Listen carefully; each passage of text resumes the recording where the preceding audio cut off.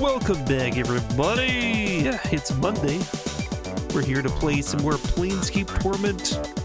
Pop in a little D2. I think it's exciting! We're back in 2024. Got this crazy new avatar. Where we're promoting all kinds of new junk with our 2024 season. We've got this really cool overlay with the help of the demonic. But yeah, what do we got here? Got this crazy thing. Yes, it's me. Yes. I took inspiration from our Lawnmower Man avatar of old. Well, this is the new feels kind of terrifying. Let's be honest, it's kind of terrifying. That's okay. Embrace the fear.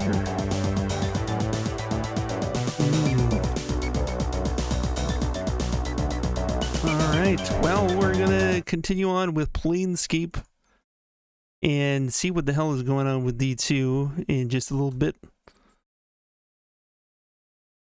But yeah, it feels like it's been forever. We had the whole holiday season. But who can argue? This game is shaping up really nicely. The story is really in-depth, and we always find ourselves on these crazy quests. There's this hag called Ravel Puzzlewell that we've got to find in a maze somewhere, some interdimensional maze somewhere, I don't know. We'll pick it up. Figure it out. Hunt for memory erasure? Is that where we were last? Day 10? I'm gonna say that's the latest. Just number 3. Whatever shall we do? I have become stronger. Everybody's leveled up. Oh yeah, that's right. Here was a deadly area that we just decided to poke our heads into, and we're regretting that. Okay. Good practice at the beginning. Figure out what the hell we're doing. I know we need to find Ravel Puzzlewell in the maze and such. Okay, we've got a bunch of side quests, of course, too.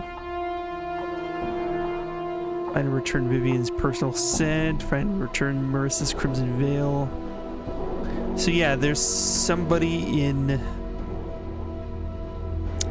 the brothel of, what was it? Intellectual lusts, was it? Something like that. They cannot speak, but they are the ones who know how to find Ravel Puzzlewell. So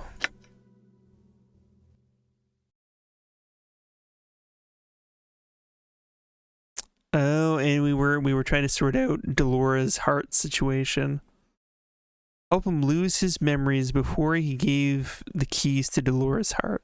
So I think Delora had something to do. She could tell us what the other person who knows what we need to know, how to get information from her, I think. But in order to do that, we need to complete a quest for Delora. She needs the keys to her heart. Dude who has it doesn't want to give it, wants us to get him like a memory erase potion or something. I'll have to look for something that'd do that to a person, then bring it back to him. Water from the river Styx is one possibility. Okay. So where the hell are we gonna find that? I thought initially Curiosity Shop. I don't think we found it. That seems like the most obvious choice, but it didn't seem to be there. But maybe Apothecary. We could try looking in there again. Done.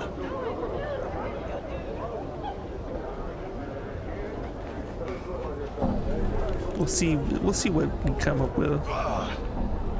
Oh yeah, we got the hiccups. How do we cure the hiccups? Maybe this guy knows. Who knows? Yeah, I forgot we have the hiccups indefinitely now. That's got to be annoying. You see a wall-eyed fellow whose skin seems to writhe and ripple across his entire body. He is smacking his chapped lips with a blotched tongue. As you watch, his right eye moves independently of the left, focusing on you. A second later, the left one flicks to look your way, then reverts to its original position. The right eye blinks. A strange gurgling comes from his throat. Greetings. The man gives a lopsided grin and points at himself with his right thumb. Pestle, I'm called. The alchemist. He points at himself again, this time with his left index finger. The name's Kiln. Need ye something? Are you all right? I am. His throat convulses for a moment, then relaxes. A large green glowing pustule suddenly bursts from the side of his neck. Something you needin' then, sir. His throat clenches again, and a wave of quivering flesh swallows the blistering green pustule back beneath the skin of his throat. He coughs violently for a moment, then seems to relax. May I ask what happened to you?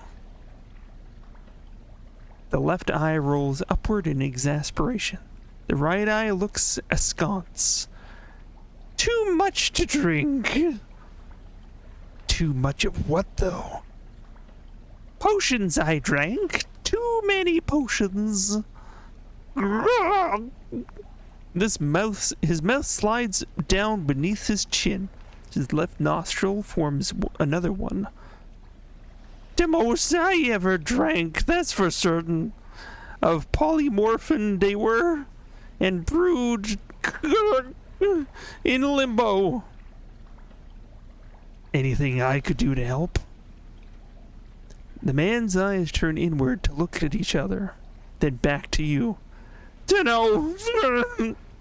He shudders. The mouth below his chin moves up and up to envelop the one his nostril formed. This sort of thing happens quite often. We can't seem to help but sample the stock. If you find a way to help, the two of us would be grateful, sir.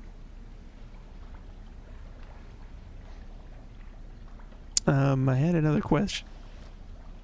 Half of his mouth curls downward into a frown. He shakes his head. Work in the stock room all day, I do. He shudders violently. Suddenly a third eye pops open over the bridge of his nose. The left one shifts sideways as the new eye takes its place. I speak only of the store, sir. That said, the skin of his face seems to eat the new eye, and the left one returns to its old location. Farewell, then. What an interesting situation. Okay, Sensei. Please, sir, I have things to do. I'd appreciate you leaving me be, if you'd be so kind. Farewell. Alright. I guess we got nothing to do in here then? I'm gone. Oh man, that hiccuping is gonna be the death of us. Okay, so Apothecary was a dead end so far. Maybe we'll pick up a quest that connects us there at another time. Got a tailor. Go back to the lower wards. Advocate's home. All right. If what we need is in this district, this seems like it would be the place. We need like water from the river Styx. How do we get that? How is that a thing? Oh yeah, this strange blue lady. Yeah, let's look and see the exotic items. Bean's tongue, Gorgon salve. I mean, Gorgon salve, river Styx. They're both Greek mythology. Let's examine the Gorgon salve. Gorgon salve. Traded with some sword-slinging prime worlder, Perseus. Yeah, okay, Greek mythology. Smeared onto the surface of any being, turned to stone, it will revert them to flesh. Yeah, okay, that makes sense. This is, you know, classic mythology. What else? Front of the store has baby oil. Codex of the Inconceivable. No, that's not gonna. A Deva's Tears. Yeah, I think we've looked at all of this. Bean's Tormented in Prison Angel. Yeah. It's not gonna help.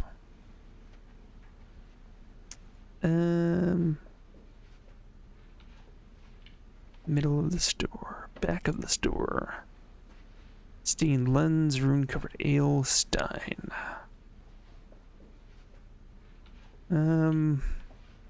Nope. So that's not going to reveal to us the water from the river Styx that was suggested, but there might be an alternative.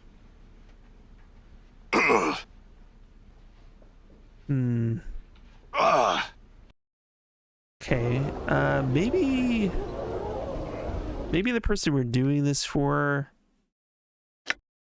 or like indirectly doing this for, might have an idea of what we're doing. Maybe. They might be able to give it a little direction or something. I don't know. Maybe not.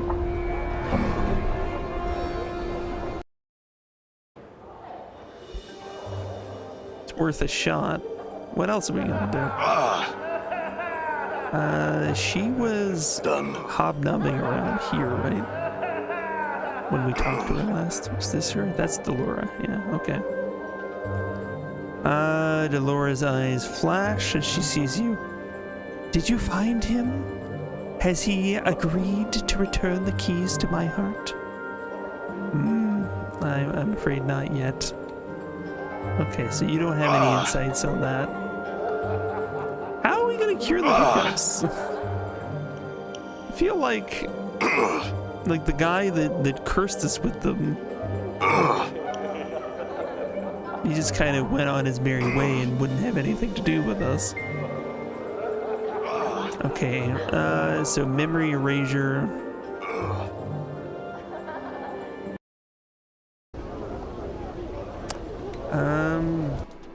I guess we could like try exploring out of the district. The Civic Fest Hall. The Under Sigil, yeah, we tried going through there, that was very deadly. Linguist. The Advocate.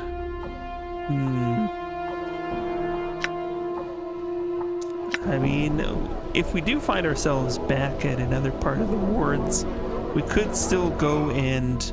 Yeah, here we go. Okay, we can travel everywhere. Apparently, that's really nice. We can go back and get Ignis in our party. That's a thing. I think this is the section of the hive he was in. I think. Don't quote me on that. Yeah, I think this is it. I'm gone. Yeah, burning corpse parts, etc.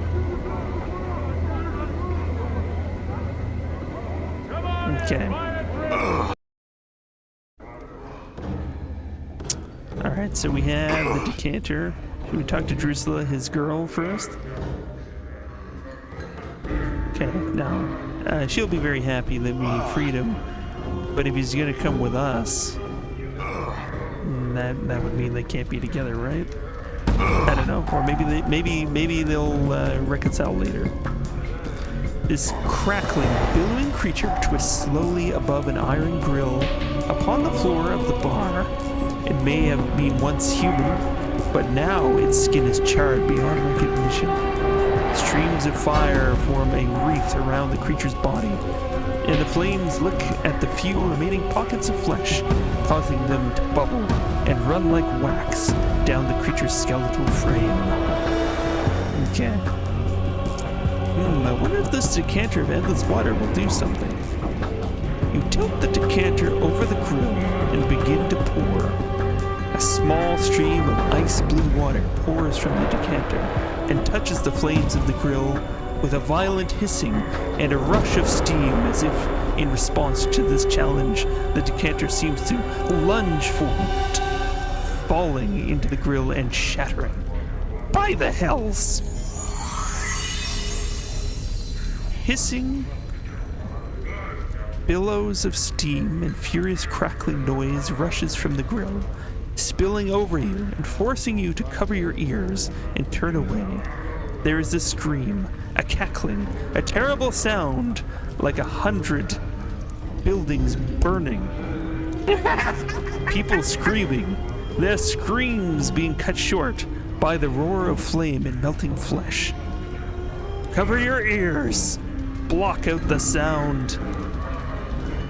As you put your hands over your ears to block out the sound, you feel a stickiness on your hands, like hot cheese or candle wax. Your ears are bleeding from the sound. You draw your hands back and see them covered with chunks of melted flesh, filled with bloody swirls. Try and get out of the bar.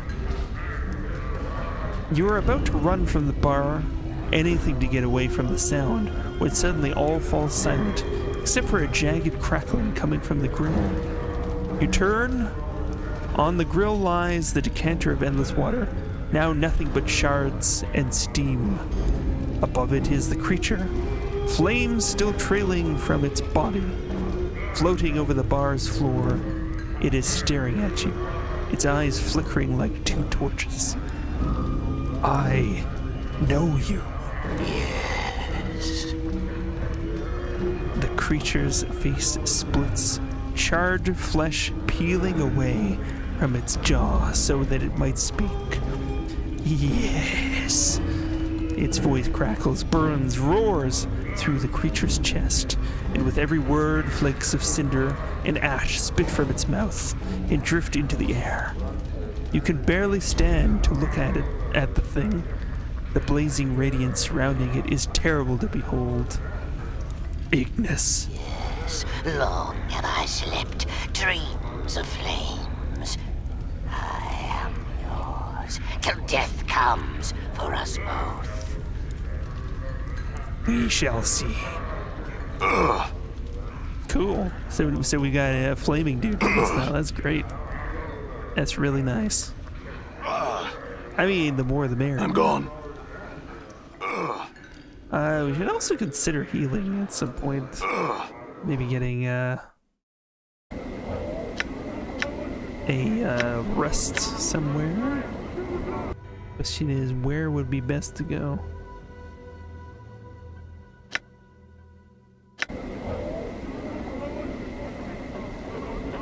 Question being, to get back to where we need to go, does every transition now go right to the map? It does. Good.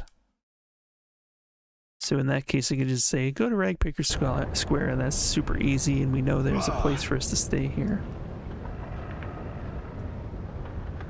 Now, I can't say for sure that we'll find what we need anywhere close by. I'd like to think that the water from the river Styx could be something we could acquire in the area that we need it, but who's to say? Could be anywhere. May I rest here? Fantastic.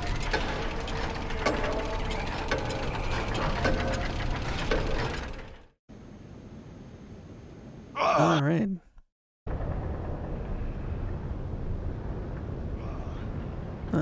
Right. Just gonna check things. There we go. Alright. So now that we didn't even heal up fully. That is curious. So we rested, but I guess we can get healing this way. I'm in need of healing. There we go. Now we got it. Alright. Do a quick save, I guess. All right. So if we were to find water from the river Styx to clear out someone's memory.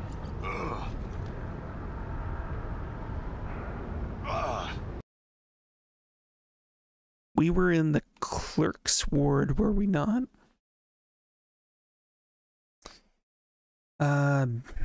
Buried village. I mean, I don't see why it would specifically be there.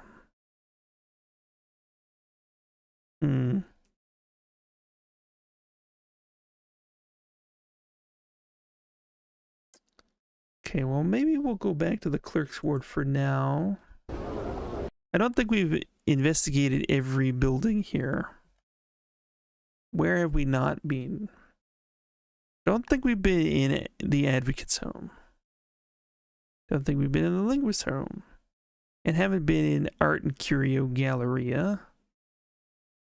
Haven't seen the tailor. Start up with the tailor. I'm gone. I mean, what are the chances? Who knows? All right. Who knows? But I want to believe they don't have us hopping all over the city to complete this quest. Clerkward Citizen, Concols. So we're going to hear him grunting for a while. Kind of want to know how we get ourselves cured of the hiccups. This short, heavy-set, middle-aged man is wearing clothes that seem to be spun of glittering gold. In his hands he holds a bolt of cloth strung taut across a wooden frame. He is currently embroidering some pattern into the fabric. Greetings. The man doesn't seem to acknowledge your presence. He continues to work on his embroidery, muttering under his breath. As he sews, shimmering motes of light seem to sparkle and drop from the tip of the needle. Good sir, did you hear me? The man does not look up from his work, frowning distastefully as he answers you. Yes, yes. I am certain that what you need is truly quite urgent. Now, if you would be silent for just a moment. Okay. Well, you don't need to test his patience. Clearly, it's important what he's doing, right? At last, he sets down the embroidery and looks up at you. Before you can speak, however, he suddenly picks up another item and sets to work on it. Again, as he works, what looks to be tiny colored sparks drip from the fabric.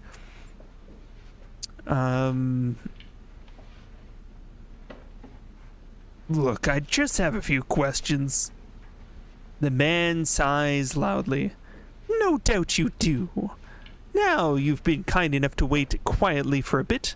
I'm certain shan't see you dead to rein your tongue in but for a moment more. Sweet suffering pike, Anna snarls. You there! We'll be having no more of this waiting, so you'd better... The man glances up from his work and seems to see Anna for the first time. Touching softly, he shakes his head. Lass, what in the maddening winds of pandemonium has possessed you to dress in such a way? Anna looks surprised. Hey? Her surprise quickly falls into a frown. What do you mean? He gestures at Anna's outfit. The leather, miss. The sheer impracticality of it. The emphasis on the bust line, especially the oh-so-convenient cross-slash across the bodice. Your outfit was obviously designed to placate someone's hormonal urges rather than to keep you comfortable. Even if you are trying to make a statement against authority and decorum like you tieflings tend to do, The message is really harming you in the long run. Mort floats close and whispers, not me. I can deal, eh, Chief? Wink, wink, nudge, nudge.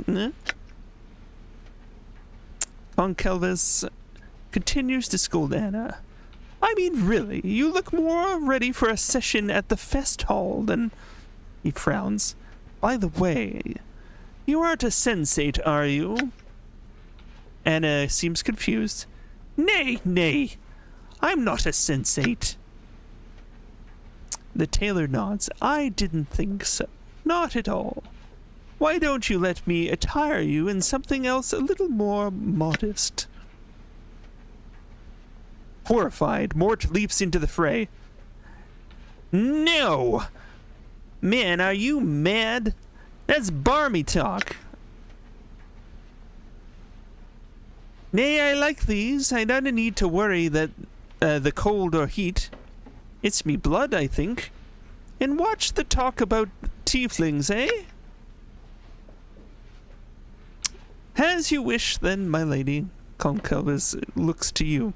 And now, sir, that my work has been well and truly interrupted, I am Goncalves. What was it you were here to see me about? I had some questions. I don't know if they're really important to you in any fashion, but we'll see. I hope it is about garments and the like. I shan't answer anything not concerning myself or the store, you know. What were those lights while you were embroidering?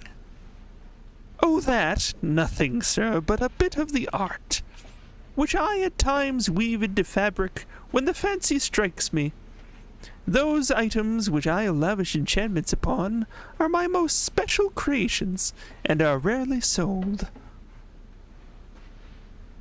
What sort of magical clothes do you have available? Goncalves looks you over, frowning. Nothing that would fit you. That is for certain. Well, I'd like to see what you have to offer just the same. Jerkin of the Brazen Rogue. Jerkin of the Flitting Shadow. So it seems like thief clothing. Seems about right. I think these would be possible to fit Anna. Yeah, usable only by Anna. It's funny, they do look almost like one-piece suits, but with a little bit of crisscross. The Brazen Rogue, armor class 4. We have a good chunk of change, do we not? How much do we have? 1,619. Not that much. That is a little bit more than I'd say we could afford at this time. Clerk Sword Citizen, Clerk Sword Citizen, anyone in the changing rooms? Nobody in the changing rooms? No? Okay, fine. Done. Fine. Another sensate. Generic characters hanging around. What's going on in their lives? We don't have to care. The game doesn't give us a reason to care. Alright, well, we had that encounter. So we've been here, been there. Been to the apothecary, that was a dead end. Advocate's home. All right. Did we end up here at one point, or am I thinking of a different place? You know, we found the decanter of endless water and got it. Someone here helped us with it. I can't remember the details. There's also a tent there. A tent that's not marked on the map. Okay, yeah, this does not look familiar, so let's see. Can someone tell me something? Advocate. Good day, demonic. Good day. How are you doing? Advocate. This man is dressed in soft blue robes covered with intricate designs. Despite their opulence, however, the robes look wrinkled and worn. You place the man's age somewhere between middle age and early 60s. The worry lines make an exact determination difficult. As you enter, the man turns slowly towards you. As he does, you are suddenly struck with the terrible sense that you know this man, or did at one time. Greetings. The man squints, as if trying to place you. Yes? Is there something that I can help you with? Updated my journal. I am Ionis. He studies you and frowns. Were you looking for me? I don't know. What is this place? I am an advocate. These are my offices. Ionis' voice takes on an irritated edge. Do you seek counsel? If not, perhaps you had best test your curiosity elsewhere. An advocate? What is that? Updated my journal. Mort breaks in with a whisper. He's saying he's a lawyer, Chief. A counselor. One of those Burks who rattle their bone boxes at the courts. Ionis' frown deepens. An advocate provides counsel. Helps others navigate the labyrinths of Sigil's legal system, arranges legacies for citizens to ensure that their property is divided as they choose upon death, defend those in Sigil's courts who have been wrongly accused. He pauses. Did you need help in any of these areas? Legacies? They are contracts that are deliverable at the death of the client. They provide specifics on how a person's possessions are to be divided upon the event of their demise. I have also heard them called wills. I see. Perhaps there is something else you can help me with. Very well. What is it I can help you with?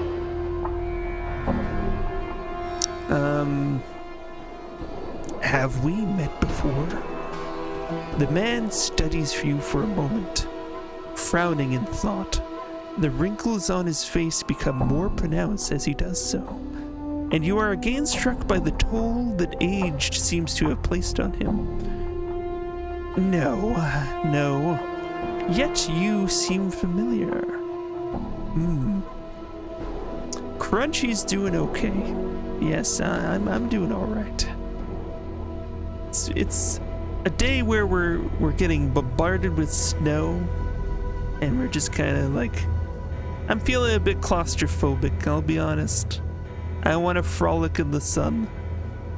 That's what I want. I want to be able to frolic in the sun, but that's not today.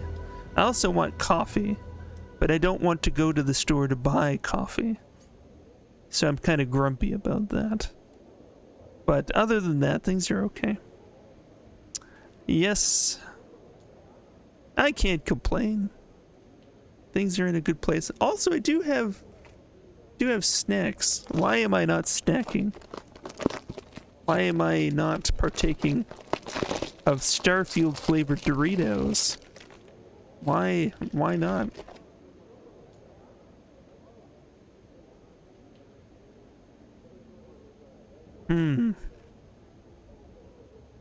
Yet I seem familiar. Yet? He continues to study your features, then shakes his head. I will concede that there is something familiar about you, sir, and I apologize for any insult my failing memory may be giving you at this moment. I have been preoccupied for some time now. Have we met before?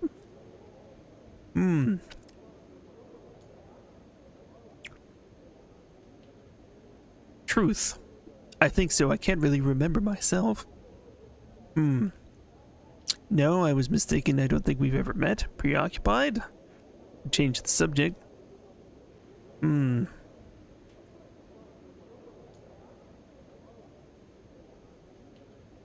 Okay. I mean, if he was an enemy, this would be putting us at a disadvantage, but I think we may have met before. I can't really remember myself. Frustrating for us both, it would seem. Never mind. Perhaps you can help me with something else. Are you alright? We met before. Who are you again? What is this place? What is an advocate again? Okay, let's just go with are you alright? You must excuse me. As of late, I have been beset by troubles. I'm afraid it has been a rather trying time these past few years. It's the combo! It's the crazy Canuck Crunchy Man! That's me! It's true. How are you doing, combo?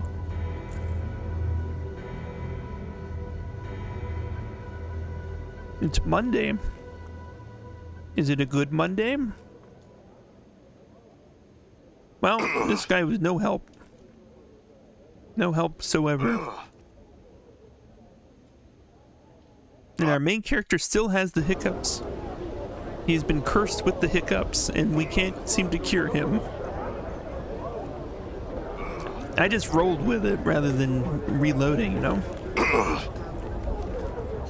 You know who Dante Alighieri is? I'm gone. That's not Dante from Clerks, is it? I don't know who the hell Dante Alighieri is. But I'll know in a second. Dante Alighieri. Oh man, when I type it, it does things in the other window too. Okay, Dante Alighieri.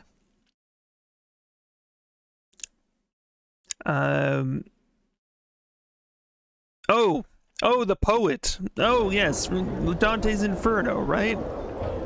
Yeah. Okay, yes, I know Dante's Inferno. Yes, there we go. I'm gone. What did I just do? Apparently, by typing things into Google, I set a bunch of settings that I don't know what they did. He'll probably come back later. Dante from Clerks is based on him in a way. Yeah, I'd say. I'm gone. He wasn't even supposed to be at work that day. I mean, you know, some would say the life of a clerk is the gateway to hell.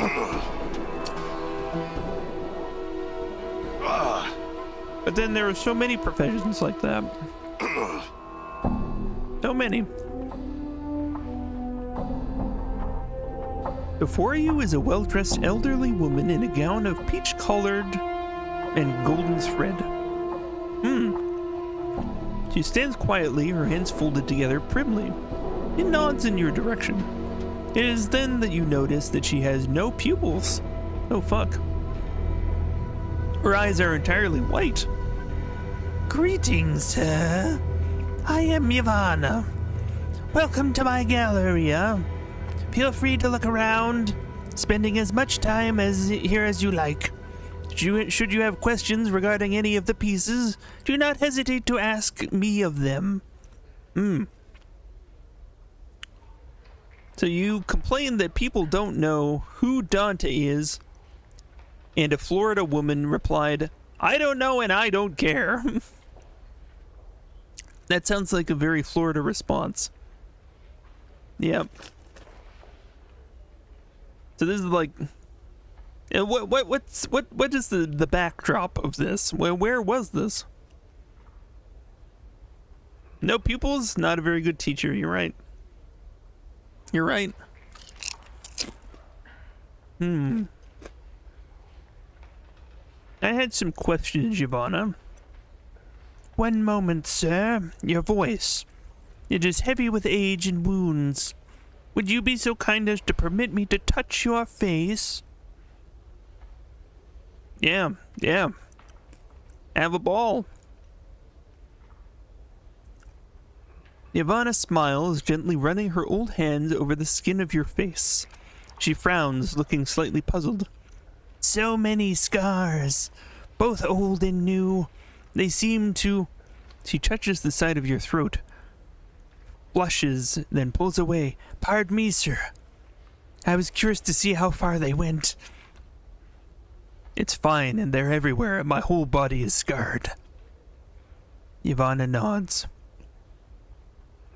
Did it freak you out? I feeling freaked out right now. You freaky Ivana, you. No, yeah, it's okay. It's okay. Keep feeling my face. My freaky face. Let's do it. Have you ever come across anything like this, like the writing in this dodecahedron? Oh, that would be nice. Tell me that. Ivana runs her fingertips over the engraved lettering upon the journal. No, I have not. You would do well to ask a proper linguist. You might find one at the Civic Fest Hall. Okay, interesting. I feel like that's where we got this thing, though. I mean, in our room there. Okay. I have a question about one of the pieces. Have I even looked at any of the pieces yet? Oh, which one? One of the paintings? Yeah, one of the paintings. Which one? Actually, I didn't look at any of the paintings. I was lying. Speaking of paintings, what's in chat?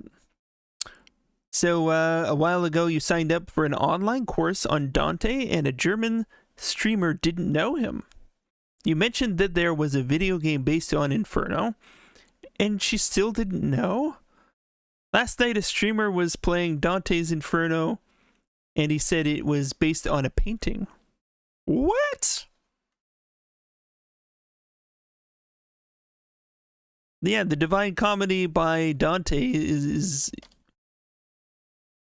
kind of culturally known. I'd say that it should be known pretty widely. And hell, I have even picked up, I didn't buy it, but there was a graphic novel based on Dante's Inferno. So people don't have excuses. If you don't want to read, get the graphic novel. It was quite interesting, the imagery, because, you know, the descriptions in the book are very vivid. Actually, let me ask about something else, because I don't know shit about paintings, apparently. Can you see Ivana? I think we've probably surmised at this point she's probably blind, but that is interesting for an art curator, right?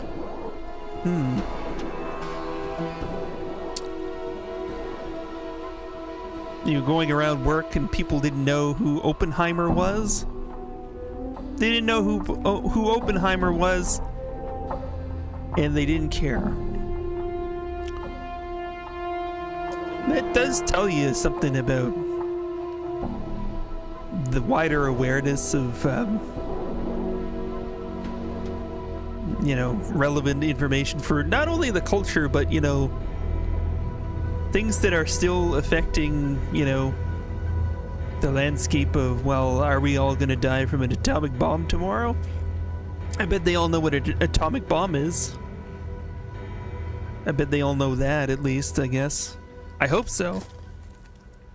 If there are people in Florida that don't know what an atomic bomb is, even like the elevator pitch of, oh, you know, big boom, big explosion, you know, they gotta at least get that. You know, they might not know about, like, atoms or, you know, splitting.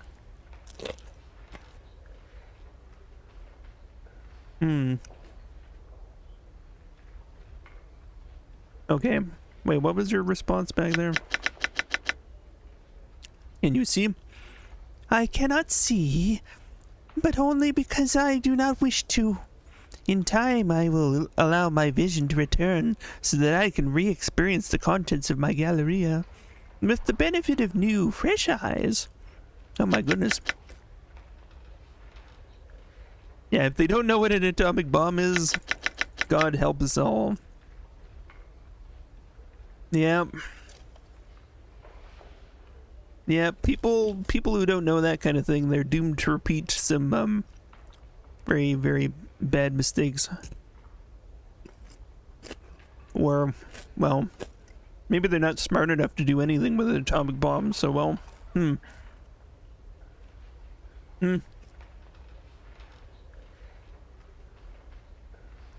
So what is this place? What is of interest here? Tell me.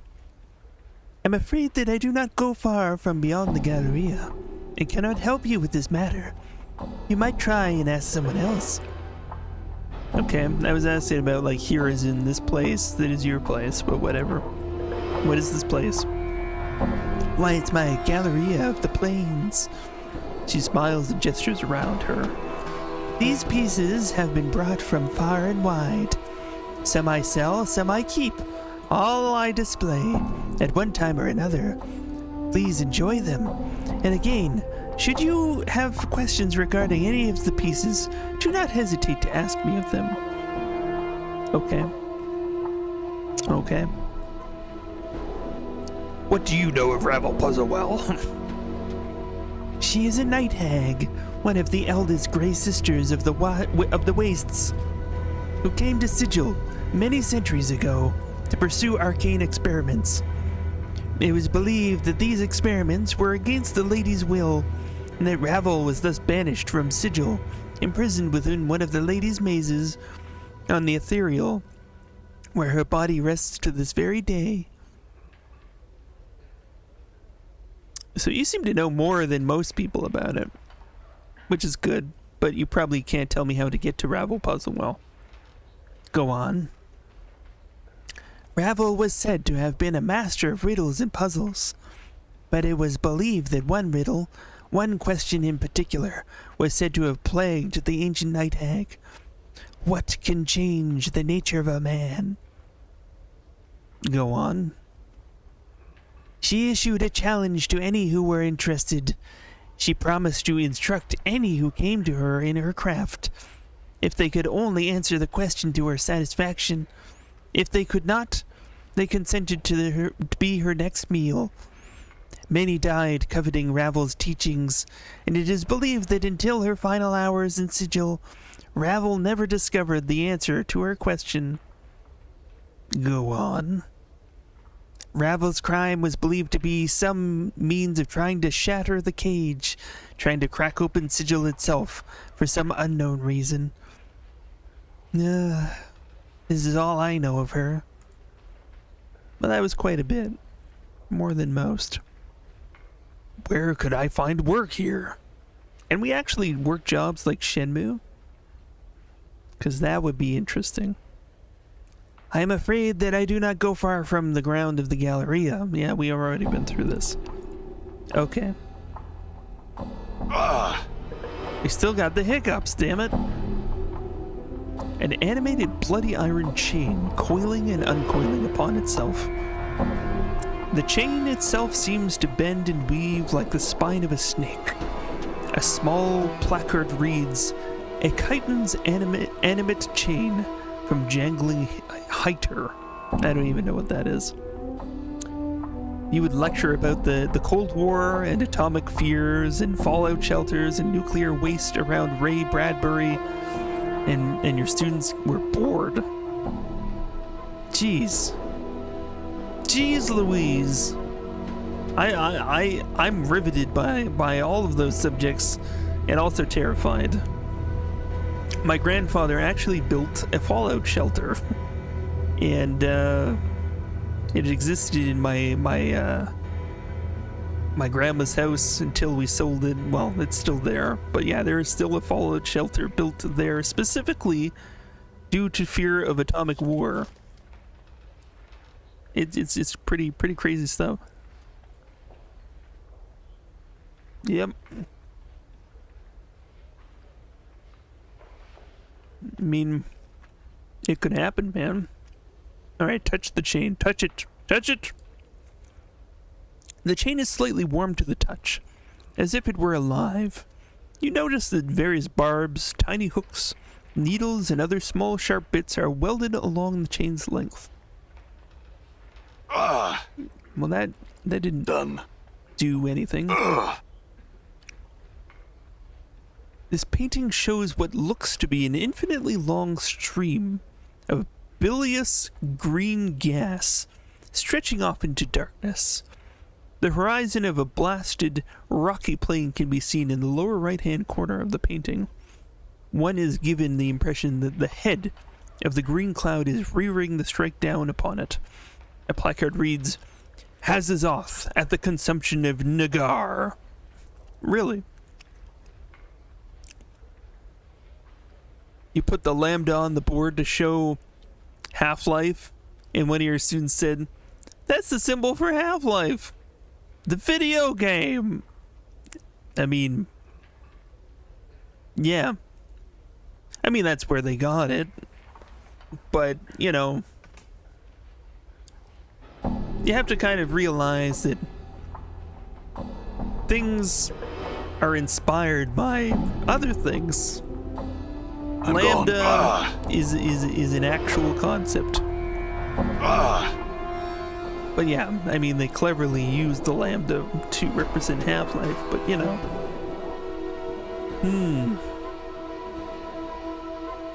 Yeah, it wasn't wrong, technically.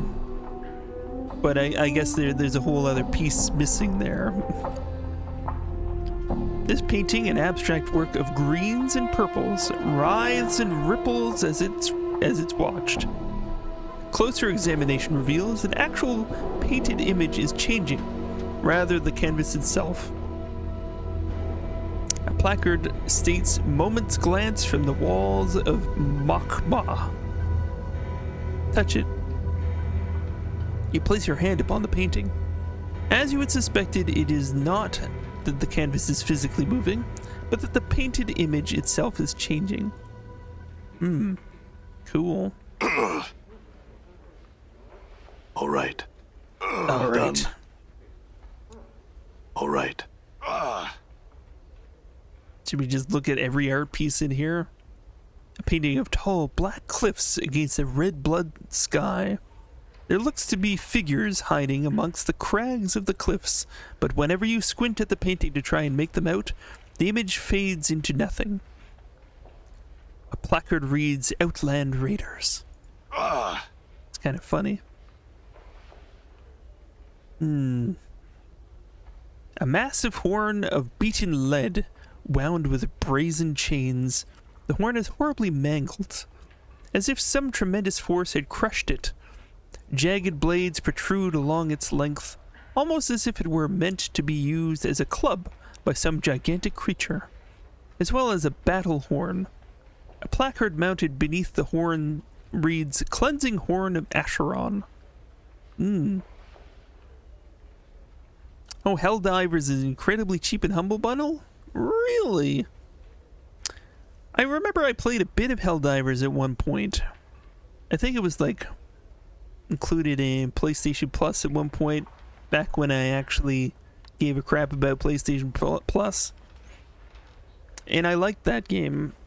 And of course the sequel's coming out, which looks like they are going to up the game in terms of, you know, production value and everything.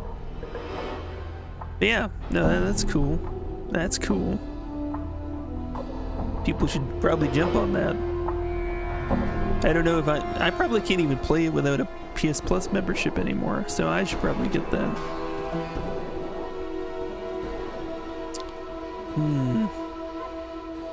Alright, put your head against the wall, try and blow the horn.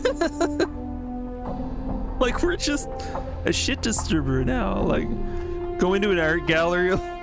Let's blow the horn. Alright, let's do this. Try as you might, you could get no sound issue from the massive horn.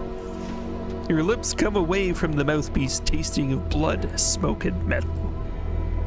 Well, damn. All right. I'm gone. Hey, what's this thing? A brilliant ruby statuette stands on this pedestal, carved into the image of a winged humanoid. The figure is either demonic or angelic in nature, but it is difficult to tell which. Because it refracts the light in the Galleria strangely, there's no placard indicating what exactly the statue is. Curious. The statue looks like it is about to make some angry proclamation. The sculptor has captured the essence of fury magnificently. The chiseled tension lines around the neck and forehead alone must have taken many long months to get correct. Fine cracks run over the entire statue, and there's a plaque attached to the base. Read the plaque. The plaque reads, "This statue is believed to be the final state of the Etherean sorcerer Gangrihedron, attached by a conclave of rival sorcerers at the height of his dream madness. He was imprisoned with a spell that turned his flesh into stone," and we know where to get something that will revert him from stone. We should try that. Gangrihedron is said to have been frozen with a final, awful curse still upon his lips. A curse so terrible that it was never meant to be spoken by the lips of a living man. Okay, well that makes this a dangerous proposition. I still want to do it. Examine the statue. It looks like it is about to make some angry proclamation. Examine the cracks. Carefully examine the cracks that run like a network of fine black veins along the statue's surface. At one point near its inner arm is a section where an entire splinter of stone looks ready to come off. Just break the piece off, like why not, I guess. Okay, we're gonna leave the statue for a moment. Because we know something that can revert this guy back to his original form from stone. If it was in fact, as they say, like he was a sorcerer that was turned to stone and not just a statue. So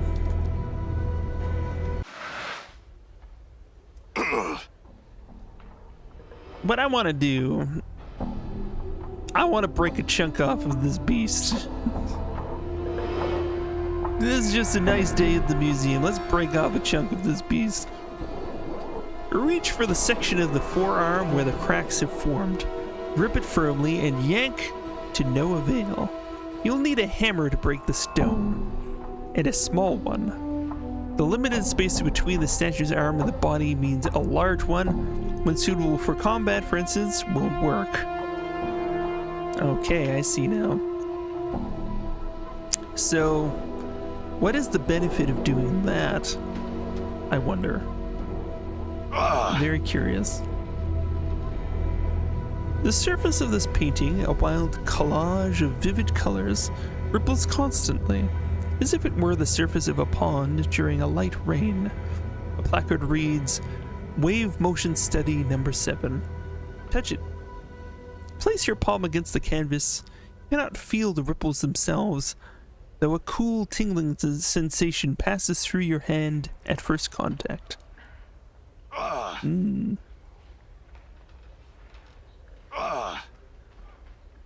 Just get over your hiccups already, jeez.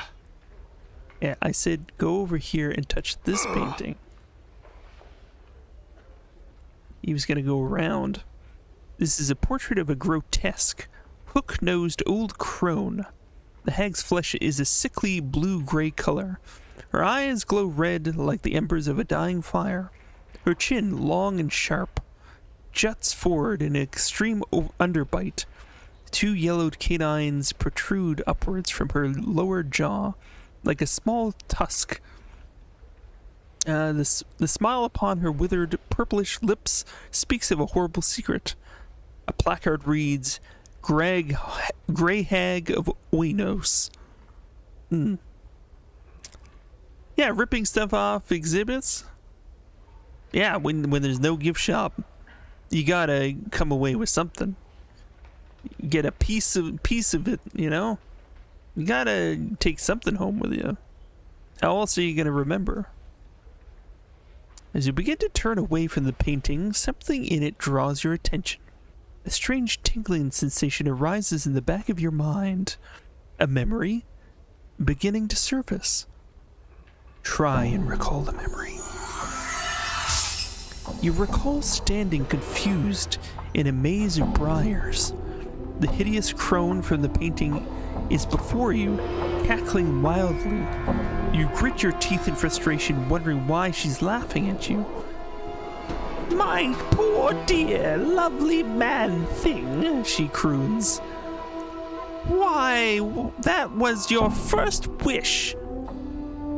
She points a single bony, clawed finger at your forehead. Your temples begin to throb painfully, and you can remember nothing more.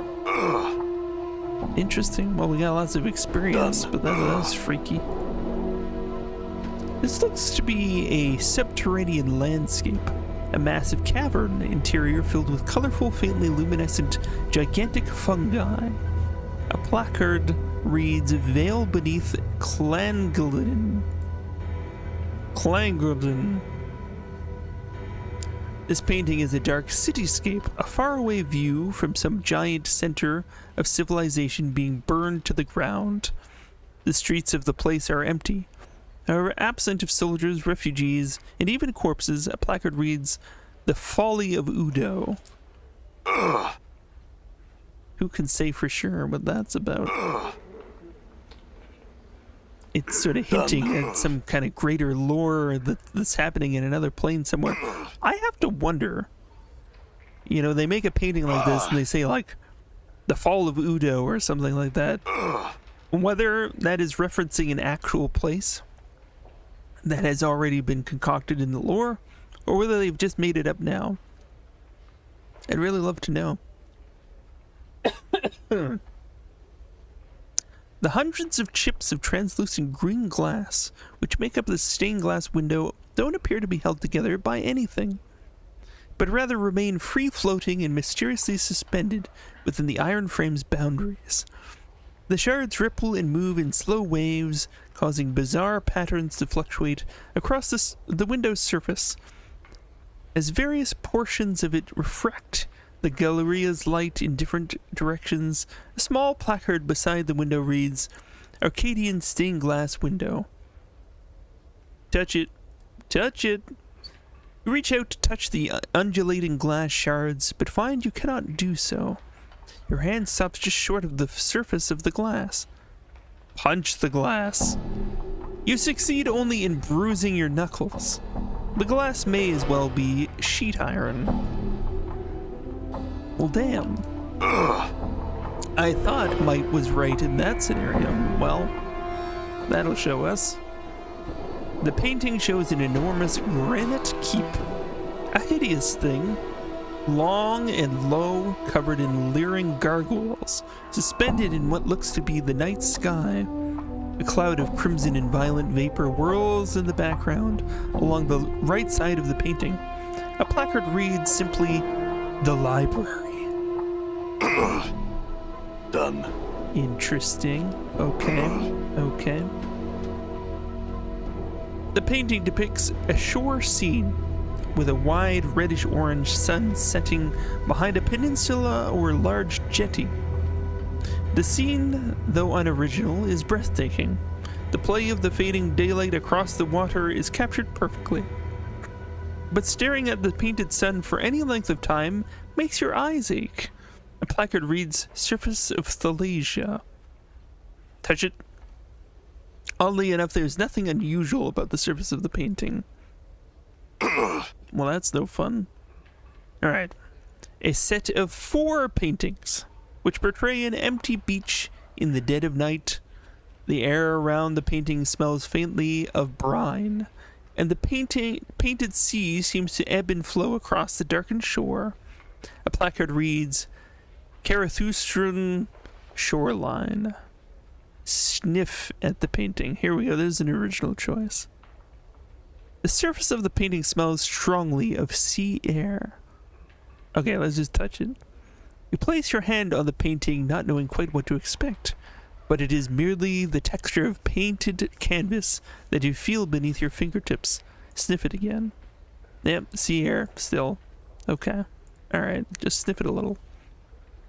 Several shards of black crystal or ice swirl within the freezing wind that this ornate pedestal gives forth. Each shard looks razor sharp. Touching or grabbing one would be perilous. A placard on the pedestal reads, "Dark Birds of Ocanthus." It said it would be perilous. Leave the bee, touch one, grab one. Okay, let's ease into it by touching one. As you reach out to touch one of the whirling shards, your finger enters the icy wind that rises from the pedestal. Instantly, a coat of numbing frost forms around your finger, causing you to momentarily draw back. Place your finger back in and touch one. You thrust your finger into the frigid, numbing wind. Unbeknownst to you, your forefinger freezes solid. As one of the black shards spins into it, your fingertip breaks off. With a sharp crack, it goes skittering across the gallery of floor. The icy dark birds remain in their whirling orbit as you wait for your fingertip to grow back. Leave. Hope no one saw that. Oops. Good thing we regenerate, you know? I'm gone. Could have really freaked someone out, though. But that's part of the fun. Okay, well, this gallery was interesting.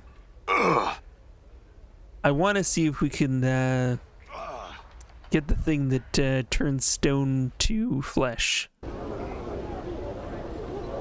I feel that that's a thing that we can do, which we can get at the Curiosity Shop, right? There's a linguist's home as well. I don't know what a linguist will do to help, but we could try that after.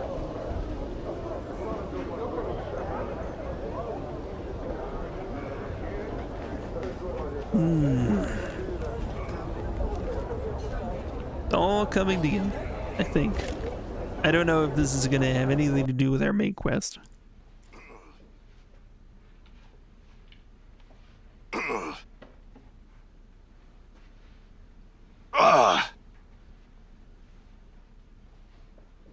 Alright. It was the Gorgon self. Apparently from Perseus himself. I'll take it. A wise choice. The copper you pour into her hand seems to disappear the moment it touches her palm. Please enjoy your newest acquisition. Okay.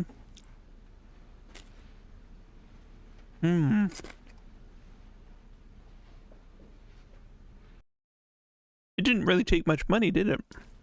It's interesting. Okay. Let's go see what that does. All right. Like, the wizard was like mid-cast. Should I find a tiny hammer before we do this? Maybe. Maybe we need to take that chunk off. I don't know.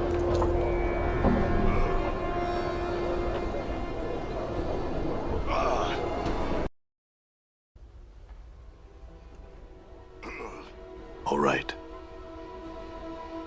I mean, I assume we do that for a reason. But I am just curious right here, right now. The statue looks like it is about to take some furious, angry proclamation. Apply the Gorgon self. You smear the foul-smelling ointment over the statue. There's a strange shimmering around the statue. Then you watch as the statue takes an intake of breath. The eyes of Gangrel fill with a blazing, vengeful madness. Cover my ears. Cover my ears, then. Before you can do a thing, a blazing torrent of words flies from the sorcerer's lips. As he speaks, you feel an agonizing sensation like a sudden wave of raging heat pour over you and settle into your skin like a blistering wound. Blindness strikes you as your eyes burst, running from their sockets like shattered eggs. You hear someone screaming and realize it is you. Alright. Wait for the horror to end. This has been fun. Wow. The last thing you hear, even over your own cries, is Mort shouting. New taunts, alright. By the lady's bladed teats. What a... Everything suddenly falls silent as the last of your senses flicker and fade away to nothing. Die horribly, a victim of Gangren's awful curse. Really? Great. Is I that hope how he that doesn't lose happens? his memory. Welcome back, Chief.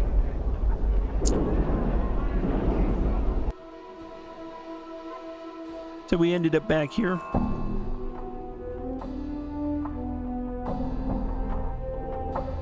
Wait, what, the lower ward? Why are we in the lower ward right now? Of all places. How does that make sense? Okay. Well.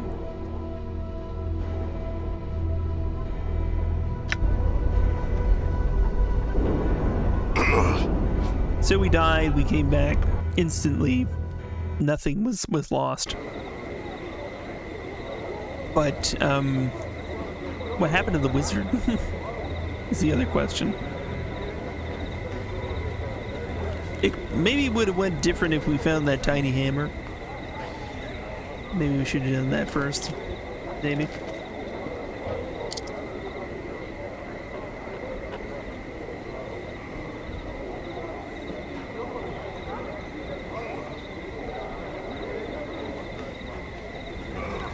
I could probably go back. Just want to investigate the scene, see if anything changed or anything.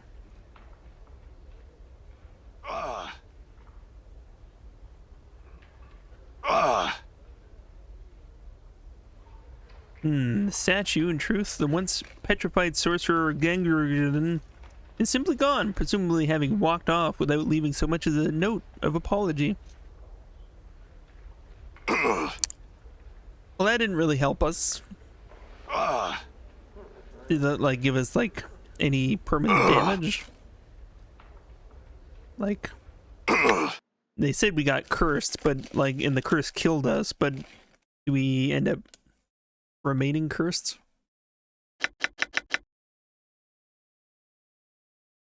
I don't think so.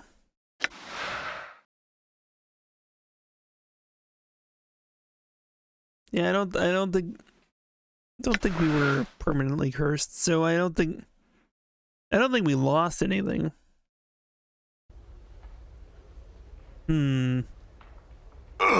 Mort gained some new taunts.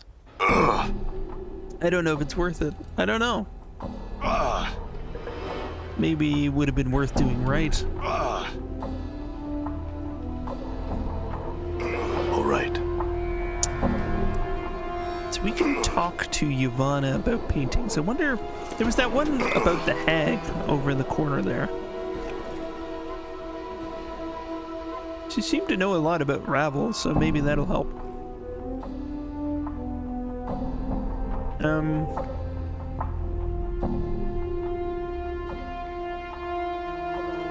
One of the paintings.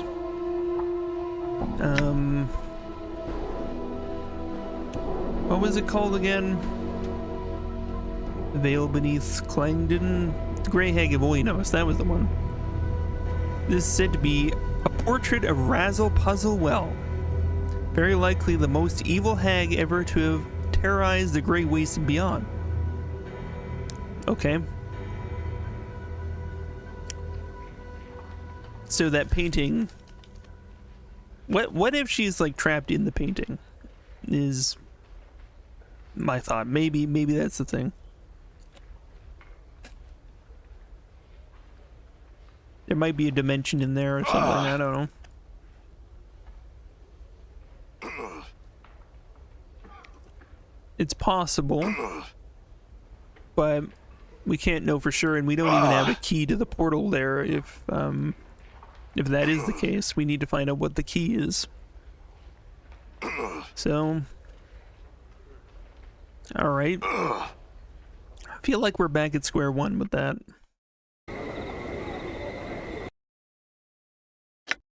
Go see the linguist house. That's the place we haven't been.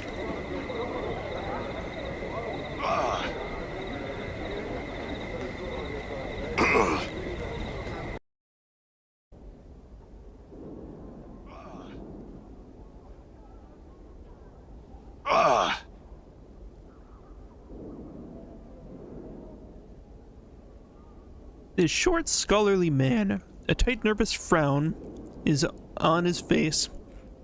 He looks you up and down, saying, "Greetings, I am Finam. I must beg your pardon, sir, but I care little for guests, uninvited or otherwise. So unless you've business with me, I would ask that you leave." Well, I did have some questions. "I would have you know that I am a scholar and a linguist, sir. While I shall happily entertain any questions regarding my field of study, language and the like, I could be of no help to you in any other matters." Unfold the dodecahedron to a page with writing on it and ask if you can translate it. Hey, there we go, that would be nice. He takes the unfolded dodecahedron in his hands and examines it closely. This language is a long-dead one, known to virtually no one. I believe my father, a linguist like myself, knew this language, and may well have been the only man in Sigil at the time that could understand it. I recognize it from his notes, but I cannot translate it. You still have those notes? Finam shakes his head. They'll be of no use to you if you're looking to translate anything, and the few actual books he had pertaining to that language disappeared around the time of his murder, I believe. Oh boy. Are we gonna have to solve his murder? So, wait, hold up. Your father was murdered. Tell me about that. Finam nods. Strangled he was. He had left to tutor someone. He taught various languages to supplement his research income, and was discovered dead in a side chamber of the Civic Fest Hall. The killer was never found.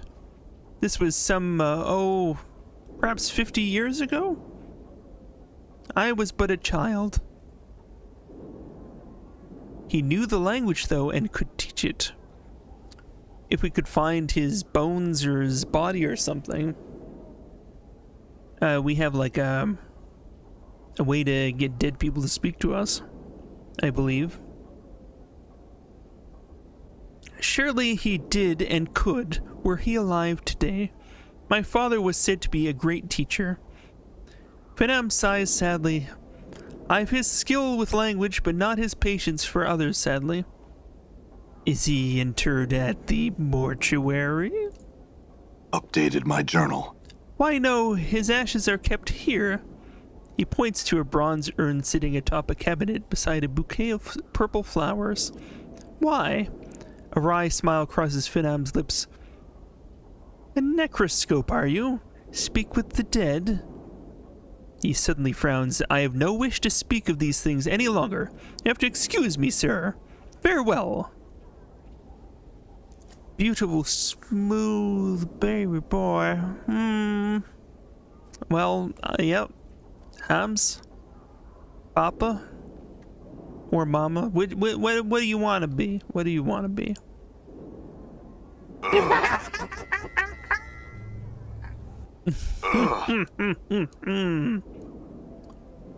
Yes. So can I just, like, find that urn and just use my powers on it anyways? Like this thing? That container's locked? I have a feeling that is the one. There's an urn atop this small cabinet. Call you Daddy. Okay, Daddy. Hopefully that is making your day. Just keep your pants on. Do it. Full of ashes and charred bits of bone, etched into the base of the urn are the words Fin and Lay. beloved husband, father, and scholar of 100 languages. Alright. Use stories Bones could tell against his son's will. I have the panache. Hopefully that's good. Not my first rodeo.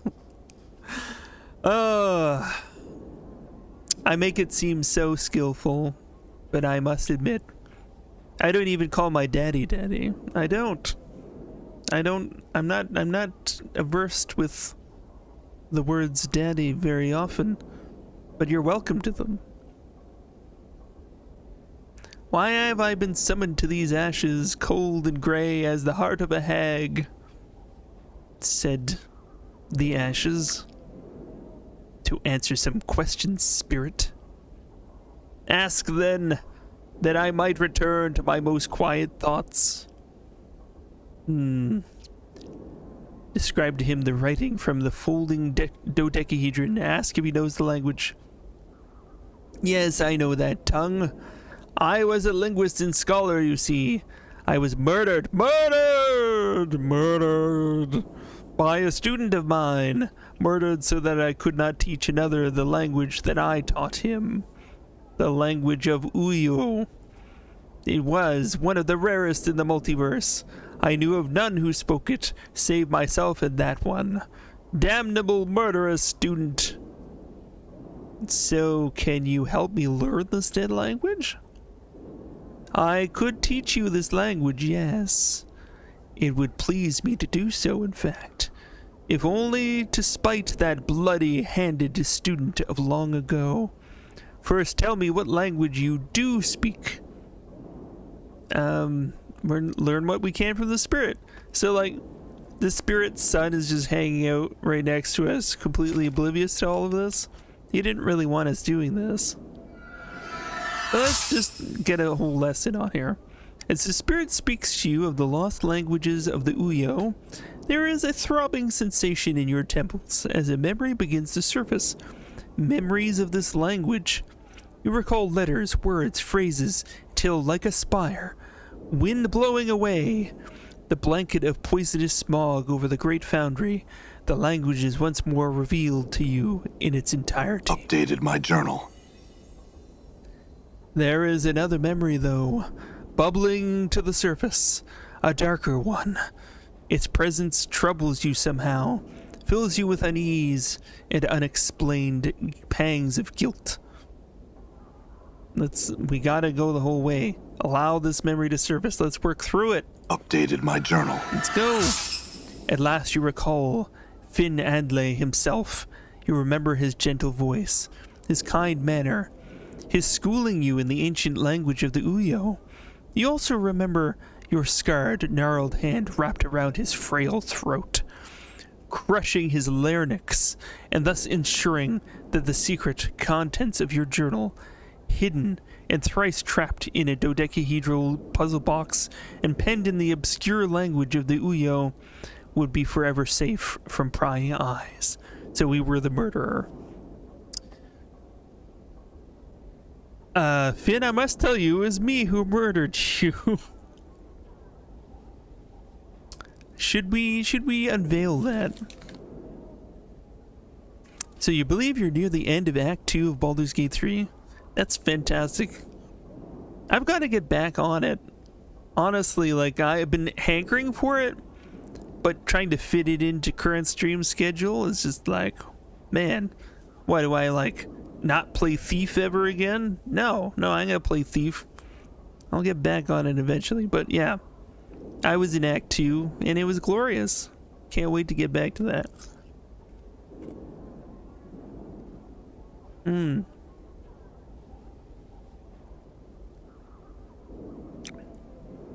There may be consequences. Well, let's just fess up. By the way, I'm the one who murdered you, sir. I resurrected you to tell me things that I should rightly already know. Updated my journal. The spirit is silent for a time, the ashes rustling softly within their urn. When it speaks once more, its voice is full of sorrow. But why? Why would you come to me once more? Did you forget what you had been taught? No? Well, yes. It's difficult to explain, but it must have been a former self of mine that murdered you. Each time I die, I reawaken, as if from long sleep, but have forgotten everything, who I was or what I'd done. I think I understand. I sense your regret, and would forgive you. May peace be with you, pupil of old, and may you prove kinder in this life than the one which saw an end of mine. Well, thanks, Finn. It's been a pleasure. Still got the hiccups. Well, that was fruitful, I think. All right. Can I loot this guy's place? Killed your dad, stealing your stuff. Yeah, 2 coppers and a handkerchief. It's mine now. Thanks. Do I know the capital of Brazil? Why do I have a feeling it's not Rio? That's like a trick question. It's like if you were going to be like, name the one Brazilian city that you know of. I'm going to look it up. Capital of Brazil.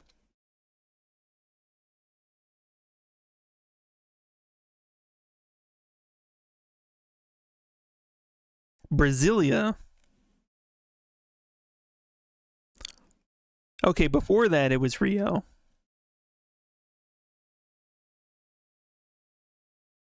Oh, yeah. Brasilia, apparently. Wow. What other majors? There's Sao Paulo. Sao Paulo is also a major city that was also featured in Max Payne 3, was it not? I'm gone. That is a fact.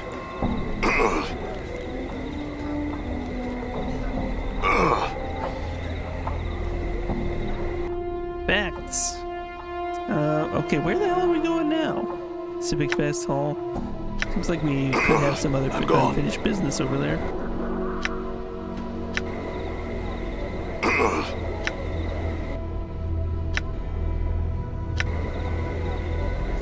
Oh, come on. Just let me over there.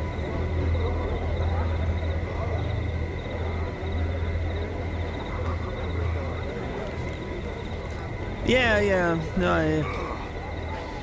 I would not have known Brasilia. I wouldn't have known either. It's a trick often. Often the most famous cities are the ones we assume to be the capitals.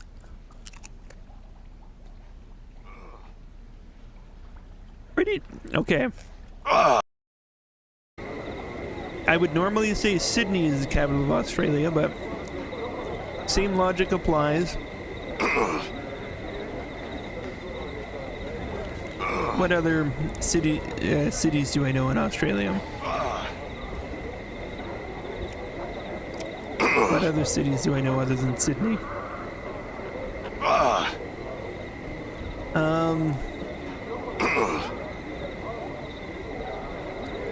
A lot of them are named after British settlements. All right. Perth, yeah. Brisbane, Melbourne, yeah. Melbourne's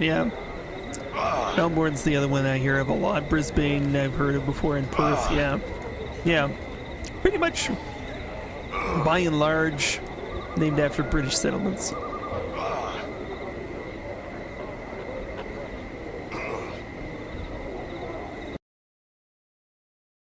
Okay, can the camera just like move over here now? Yeah. Okay.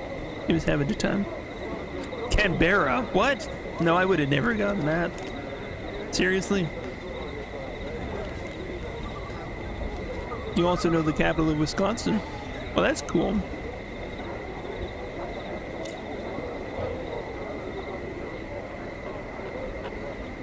What is the capital of Wisconsin?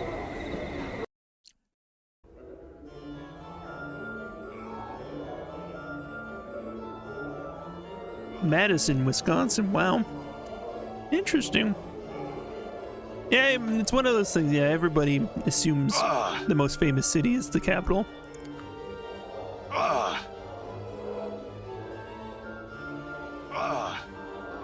I'm gone. If you keep bobbing about, Skull, I'm gonna mount you in the end of a pike. Okay.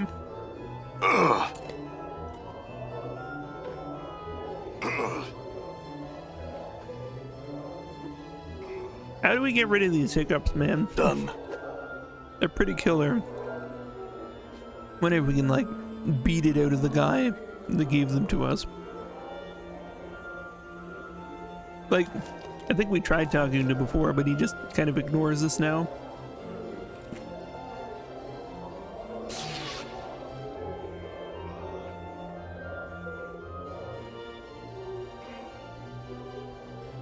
And that's Merriman. That's the other guy.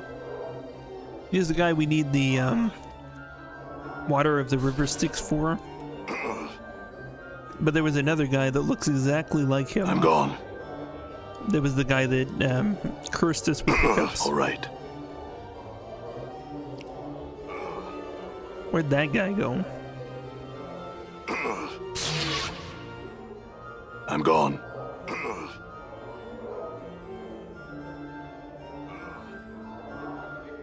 Maybe I could just forego the whole thing and just extort this guy somehow. Find something he cares about and just create pressure so that he just gives us what we want. Well, have you something that will wipe my mind of the cursed memories? I certainly hope you haven't returned without. You'll never get the keys to Dolores' heart. Perhaps I'll just take the keys, Merriman. Okay, before I do that, I'm gonna save, because there could be consequences. Who knows? Save it. Then threaten him. The only way you'll be taking the keys, young one, is by prying them from my cold, dead fingers. And I'm uncertain of the wisdom of inserting a row in Civic Fest Hall.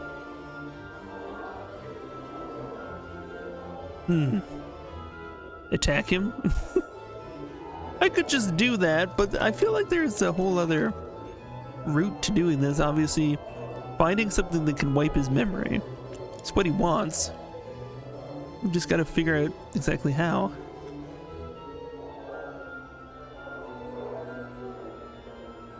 Where can we find...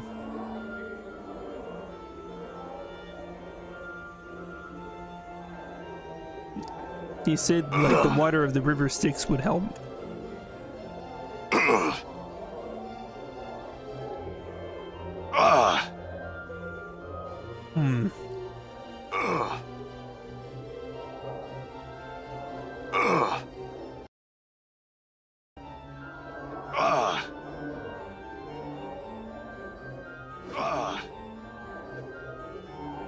So where's that dweeb that, like, cursed it with hiccups?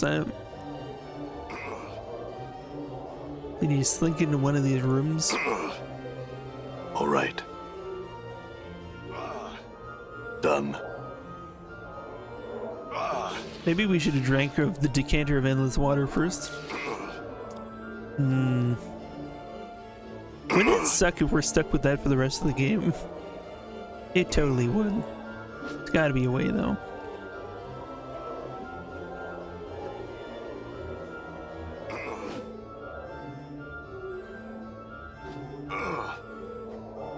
I'm gone.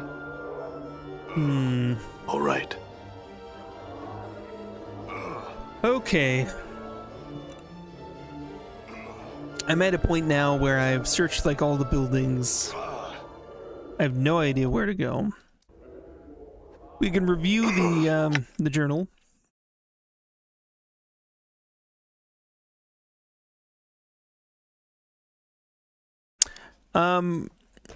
I had talked to her and she did not have it.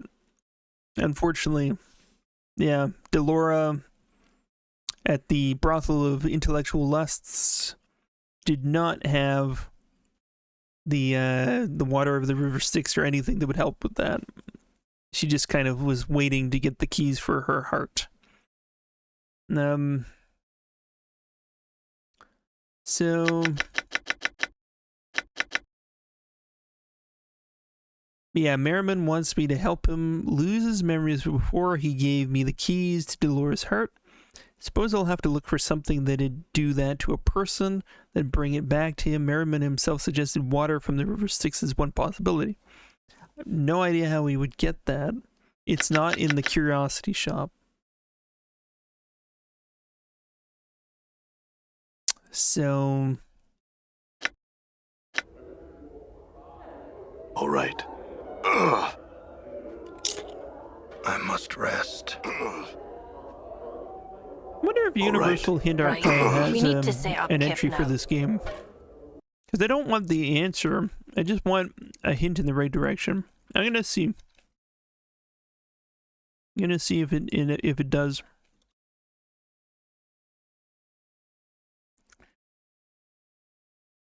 It does. Okay.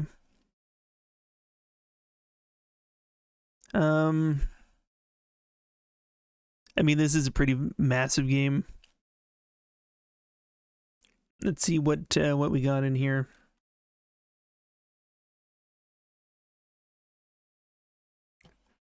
Ravel's Maze. That seems like that's going to be later. Sigil. I don't want to like unnecessarily jump into something that we. Okay. Clerk's Ward.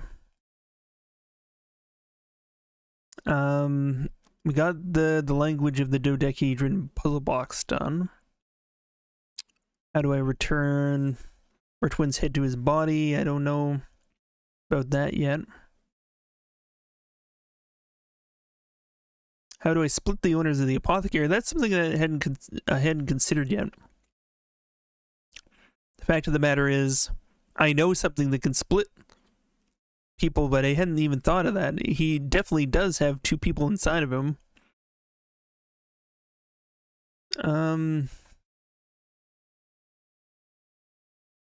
How do I solve the problems at the brothel of slating intellectual lusts? I guess we're vaguely there. Delora. Okay, she needs the keys to her heart from Merriman. Merriman is in the fest hall. We've been there. Walks around the lecture rooms. Talk to him. He wants to lose his memory. He needs some of the River Styx. There's an art piece. Oh, okay, we went too far. An art piece. I'm not going to read everything else. I thought it was going to be more vague. Damn, okay. I'm gone. There's apparently one of the art pieces. We were in the right place, I guess. How are we supposed to make that connection, though? That's what I want to know. There's an art piece that would give us the River Styx water. I'm not even going to see which one it is. That's enough for me. Art and curio. All right.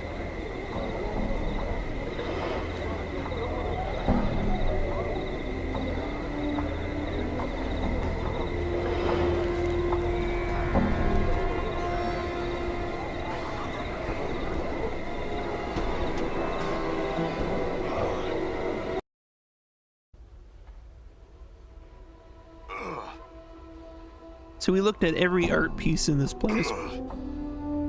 My guess is we gotta ask her about a specific one, maybe. And then we'll be like, aha, or something.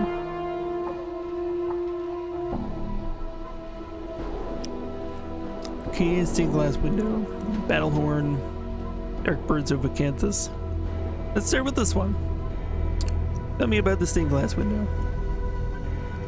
A stained glass window, found hovering in the third layer of Arcadia's 32 years ago, foretelling a scene that had yet to occur. When the event came to pass, the images faded to leave that you saw what you saw behind. It is believed to have captured both the light and the darkness from the orb of the night and day on Arcadia, then slowly release it, creating a brief but slow fade of dawning and dusk, but only within the glass itself. Okay. Orb of night and day.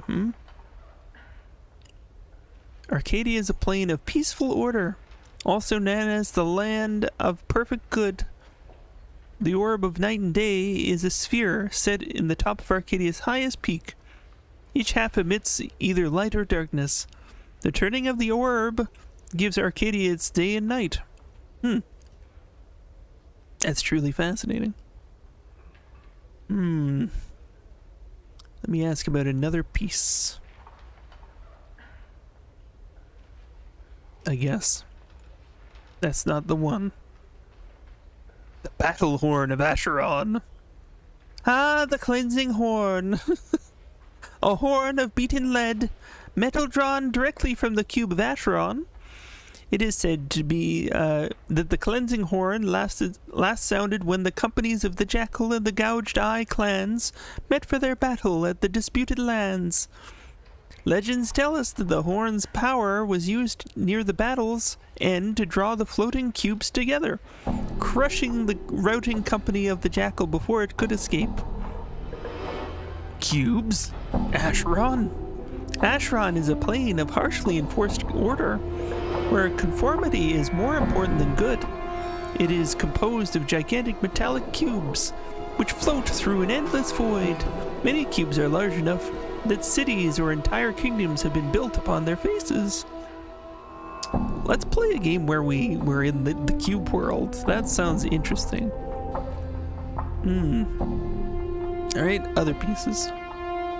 The Dark Birds of Ocanthus. Updated my journal.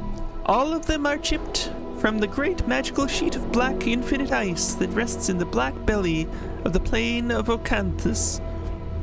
Ivana pauses, tapping her chin. It is said that this sheet of ice is the final destination of the river Styx. There it is. There it is. And the recollection of all that have plunged into the Styx's memory, destroying waters, still lie frozen within the ice. So if the waters of the Styx destroys one's memories, will this ice from Ocanthus do the same? I could only assume so, yes. Okay. So we need the blackbirds, apparently. We just had to ask more questions. That's really, at the end of the day, all we had to do. All right. I seem to remember, was that this? I think that was this. Is that what this is? Or is this is the stained glass window? Okay, that's not it. Okay, blackbirds. Which one was the blackbirds? That's the granite keep. Which one was the blackbirds? Oh, is it this one? Oh, the one where we like lost part of our finger. The Dark Birds of Acanthus. So this is it. Okay. Okay. Now what? Do we just try and grab one again and lose a hand? As you reach out to grab one of the whirling shards, your fingers enter the icy winds that rises from the pedestal. Instantly, a coat of numbing frost forms around them, causing you to momentarily draw back. Place your hand in and grab it already. Thrust your hand in the frigid, numbing wind unbeknownst to you. Your entire hand freezes solid as you wrap it around one of the dark birds. As another of the black shards spins into your fist, your hand breaks off at the wrist with a sharp crack. It goes clattering across the gallery floor. Pick up your hand and stick it back on, quick! You pick up the frost-covered fist and thrust it onto your bleeding stump, noticing that the dark bird you grabbed, a razor-sharp shard of black ice, has already melted away into nothing. It looks like you'll have to catch it in something that will keep it cold. Eventually, warmth and feeling return to your hand as your tissues thaw and regenerate. Well, that was thrilling. Okay, maybe something in the curiosity shop will do it. Hope nobody saw that. Okay, we'll go to the curiosity shop. They probably have something for that.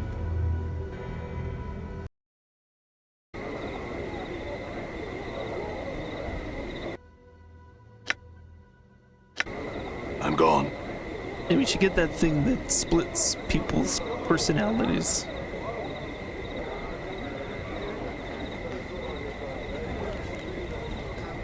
So that that man could be like not two people in one.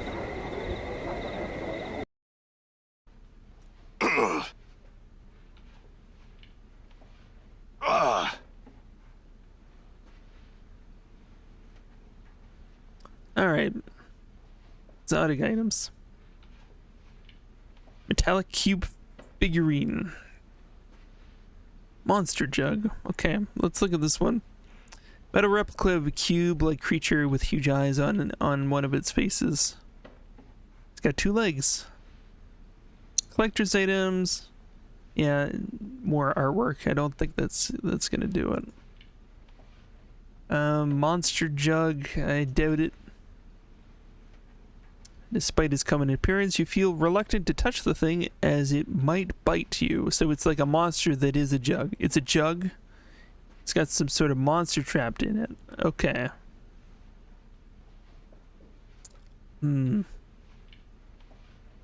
Okay.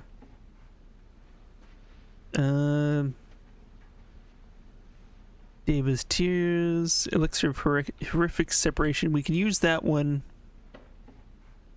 for the guy, the apothecary. We'll take that anyways.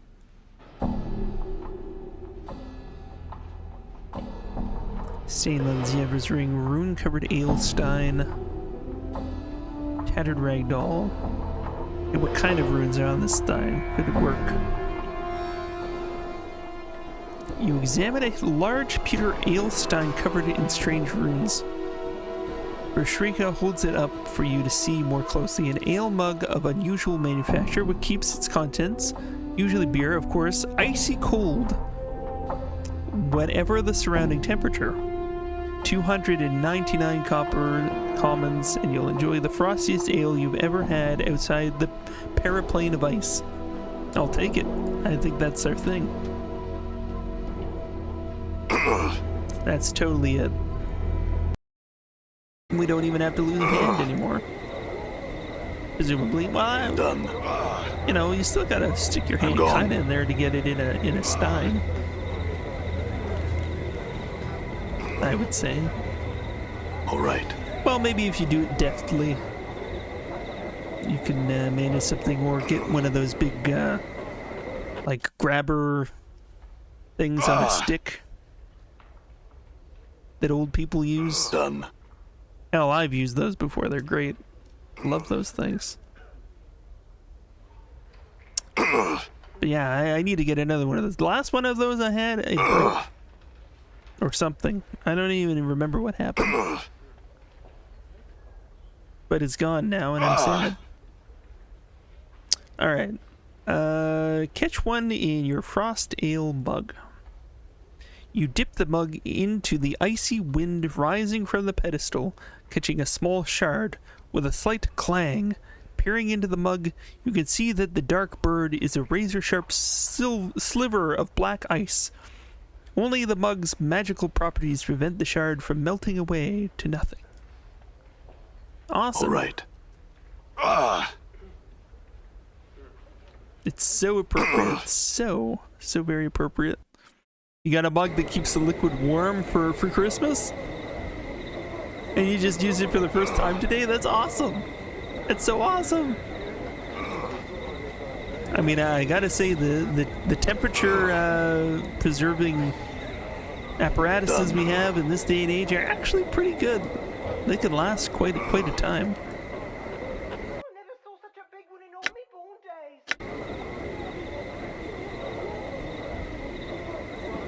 Yeah, the bug of eternal heating. Fantastic. Now I really want coffee. I really want coffee right now. I'm getting grumpy without coffee.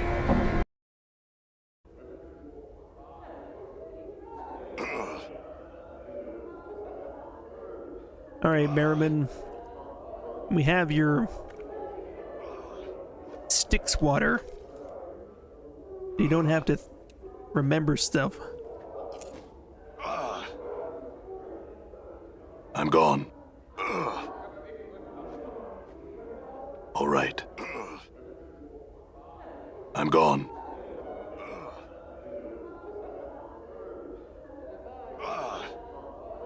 Pray to the Done. Valkyrie. Maybe it'll come true. Maybe. Maybe. Who knows? Merriman squints up at you. Well, have you something that will wipe my mind of these accursed memories? I certainly hope you have it returned without. You'll never get the keys to Dolores' heart that way. Here, take this mug. It holds a dark bird of Acanthus, a sliver of ice from the river Styx. It should wipe your memories clean. Merriman takes the mug and removes a piece of paper from his pocket. He tilts the mug back and takes the ice into his mouth. It melts instantly, leaving him with a somewhat startled expression. Merriman? Updated my journal. Merriman looks at you confused. Then, at the paper in his hands, he reads aloud, "Congratulations, Merriman. You've begun again. Thank the man in front of you and give him the key in your pocket. Speak to Splinter, the man at the door to this building, for more information." He looks at you again. "Well, it would seem I owe you thanks, good sir. Here, take this key. I best find this Splinter fellow and find out what's going on. Thanks, Merriman. Good luck." I feel stronger. We're getting level ups all over the place. I suppose we should actually do something about that. Level up.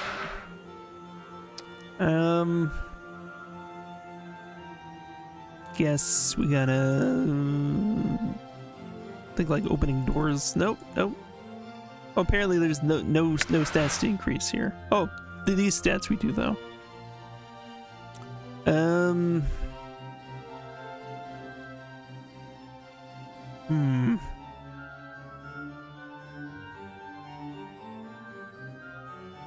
Charisma. It's gotta be charisma. Anna hasn't, but Dakin has.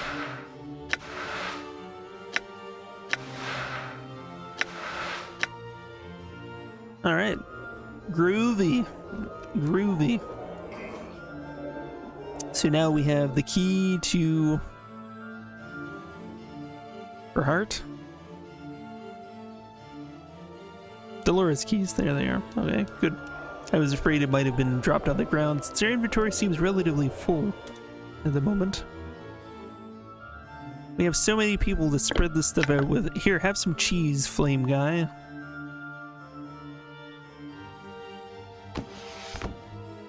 Venom's book. Rag note from Farad. Don't give it to the flaming guy. Here, have some ancient earrings and...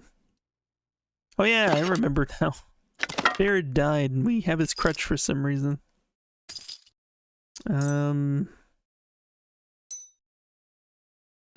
Corpse fly charms, yeah, why not? Stack them, stack them! Can I stack these? Yes. Charcoal charm. Alright, that's better.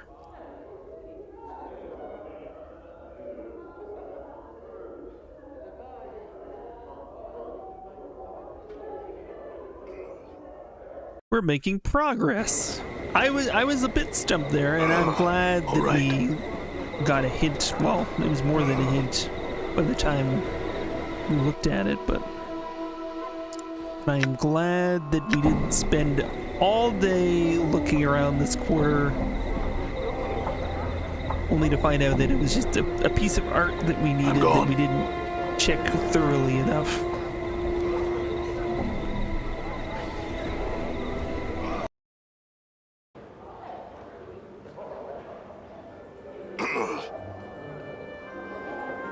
Alright. Where is she at? There you are. Delora! Delora! Delora! Delora! I have the keys for you, Delora. Yes, I have the keys to your heart. Here they are. Updated my journal. At last. As she takes the keys from your grasp, her hand brushes against yours. Her skin is dry, but icy to the touch, like cold metal. These will be of great use to me. I thank you. Of course, Delora. I had some questions. Hoping to learn more about your nature. What are you doing? Can you tell me about this place? What can you tell me about the silent prostitute? That is what we actually need to know. Okay, but let's be casual. Be casual. Casual it up. I was hoping to learn more about your nature. Delora blinks. Merriman never told me much regarding my construction. I know little of the inner workings of my body, much as you likely know little of yours. Outwardly, though, I am a human woman in all respects, save for the texture and the temperature of my flesh. Does that satisfy your curiosity? What about your mind, your emotions? Its functions are as much a mystery to me as any human's. When I first came to this place, I did not understand emotions, nor have any of my own. I have feelings now, though I am only beginning to understand them. And what did the keys do exactly? I can only assume that Merriman made the keys so that there would be no risk of me drawing away from him before he had tired of his experiment. Now that they are in my possession, I am free to develop and possess my own emotions. And okay. What are you doing here? We know that you're doing the whole intellectual lust prostitution thing. Trying to find Vivian's scent. Trying to find Marissa's Crimson Veil. Don't know if you knew anything about that before and just didn't tell us. I have not seen Marissa's Veil. Okay. What about the scent? I will assume you mean her personal scent, which she alleges has been stolen from her by one of the prostitutes here. I do not know with whom it now rests. You may wish to ask Nenny. Yeah, that's right. We may have to talk to Nenny again, which is always a joy. It's always fun. How could someone's scent be stolen? Vivian utilized an aspect of the art to create, change, and enhance the olfactory aspect of an object, living or dead. Perhaps the thief knows some of these skills as well. Her scent would have to rest in an object, however, and not on the thief. Were that the case, else Vivian would know them by their smell.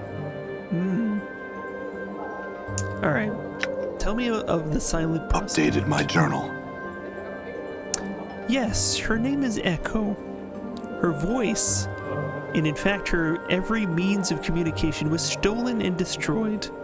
Echo's words once wooed away the paramour of the godling Paramecia.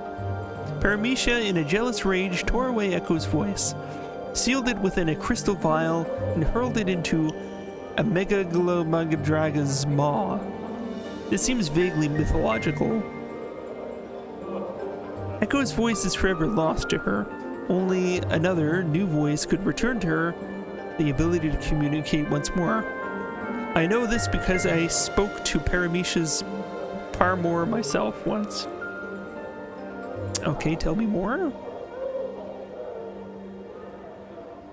Is that so? We did all of this so we could figure that out. Okay. I've spoken to 9 prostitutes altogether. Do you know who or where the 10th student is? She shakes her head. I fear you are mistaken. Unless this is most recent development, there is no 10th student. What if that is not the case? Maybe just a ruse? Because there is a room for a 10th one, and there's a statue below for a 10th one.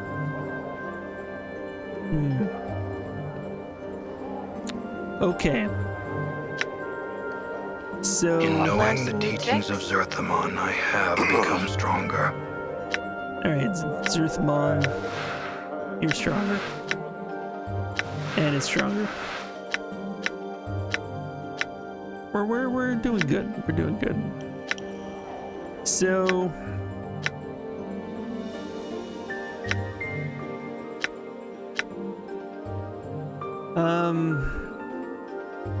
we need a new voice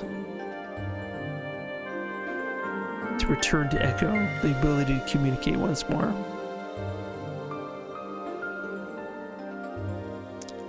Dolores says she got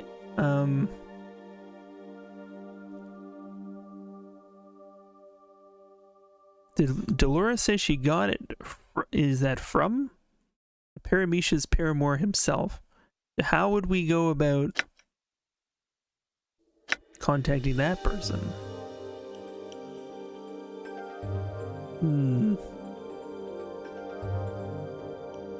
So that's my completed quest. Side quests.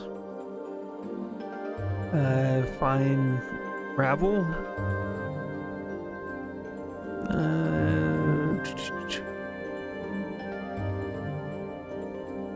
Find a way to help Ingress. Vivian's purpose. Release Dimtree from the zombie condition.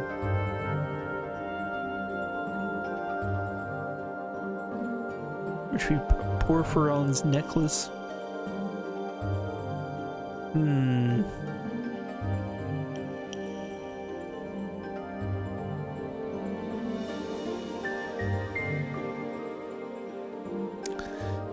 So our objective here is to speak to the 10 students in the brothel. So there's obviously a 10th one that they're not talking about. On our quest list, we do not have like a where next. I'm gone. If we can give her a voice, is what she said. She does not have a voice. We gotta give her a voice. Done.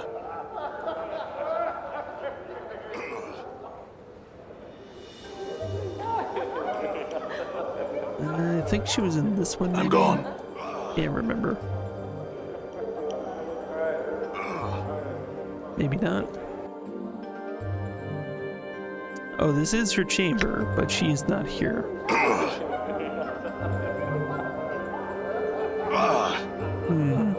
I'm gone.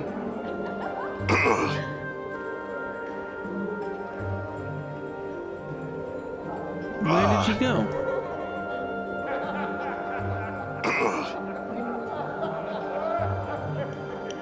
It's Vivian.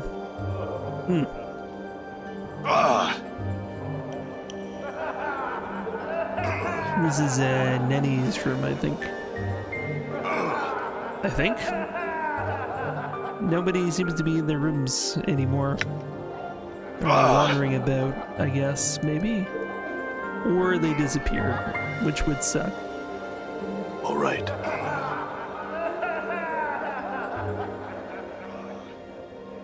Oh, hello. There's Echo right there, okay. Done. It looks like she's having a conversation. I'm just saying. I mean, we know that's not the case, but it looks like it. Striking young woman has skin the color of burnished copper, a translucent white dress held precariously by golden clasps, it draped carefully over her shapely form. Greetings again. Woman nods and smiles briefly. The scent of her hair, sweetly perfumed, fills your nostrils. Her name's definitely Echo. I ask why you can't communicate, we know.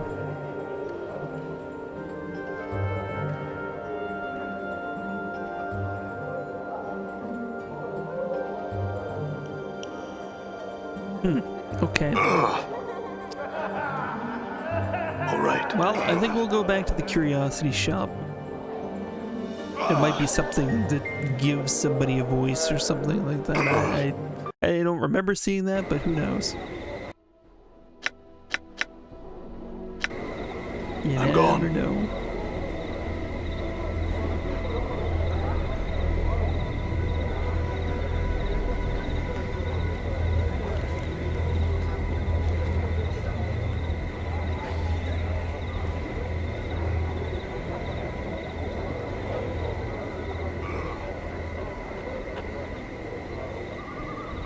I'm gone.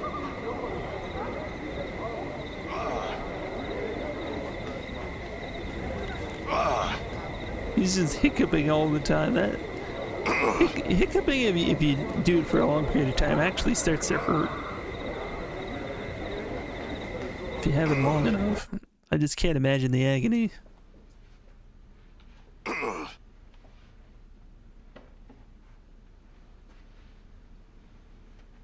Alright, so what would be something that would give someone a voice? Fiend's tongue? What's that? A tongue floating in a jar of brine. This is a fiend's tongue. A cornigan's, you think, but who really knows? Said that placed into the mouth of any living thing, it will give the ability of speech, even if there was none before. I'm selling this oddity for only 66 copper. Should you want it, I'll take it. Thank you for that. So this seems like everything comes back to the curiosity shop in this section.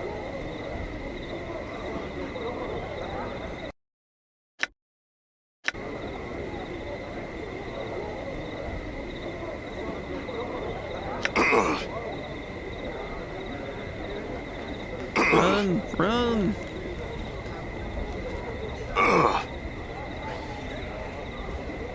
Man, dude's got gas problems.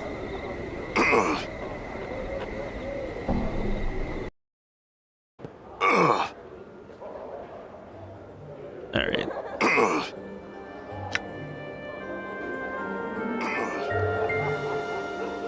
Echo, darling.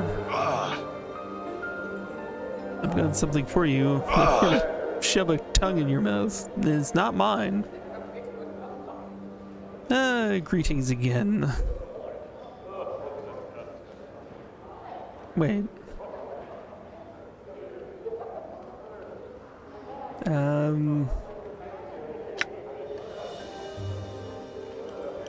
Now wait a second.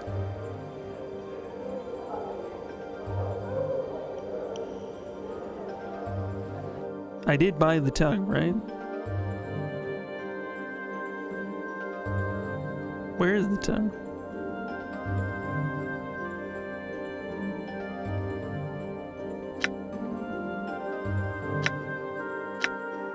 Someone else have the tongue?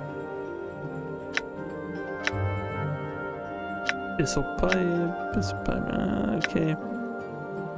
Did I not actually get the tongue? Because I do not see it here.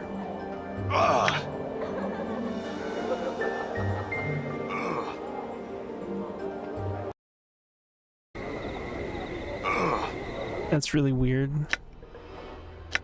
I was like expecting a dialogue to pop up, be like, shove tongue in mouth, and it wasn't there, so like, maybe I didn't complete the purchase dialogue correctly.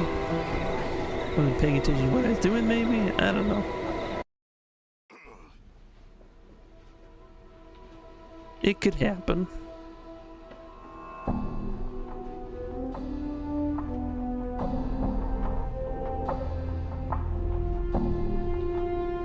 Emily Haynes is Canada's greatest gift after Crunchy Snack Man.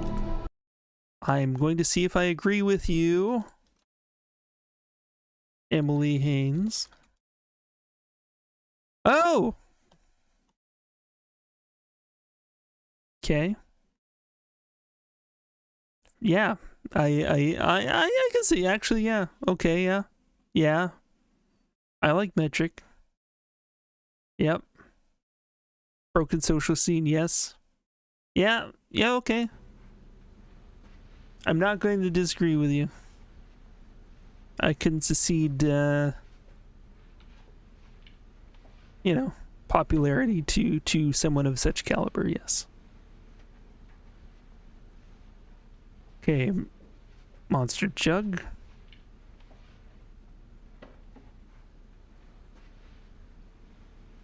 If I meet them, I will tell them.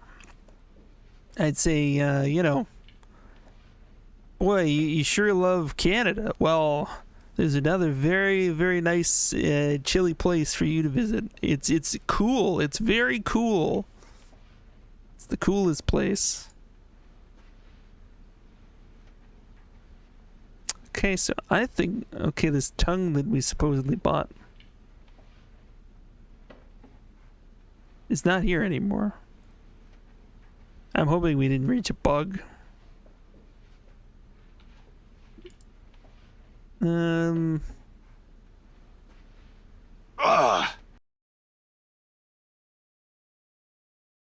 Okay, let's parse through our items here. God, there's an eyeball. I mean, this is not abnormal for us. You'd settle for anywhere in Europe, yeah. Yeah, I mean, yeah. You can, you know, Europe is nicely connected together, so, you know. Yeah. I mean, oh, the fiend's tongue is in a bottle. Okay. It said that once placed into the mouth of any living thing, it will give the ability of speech, even if none was there before.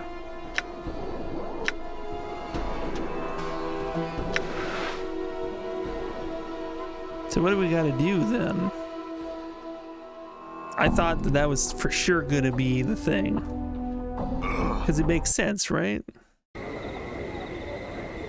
She lost her voice. All right. Give her the tongue. Give her the tongue. All right. Done. Man, like, I wish if, you know, like, something cool was happening in Vancouver, I wish I could, like, reasonably consider even going to Vancouver. Canada is so spread out.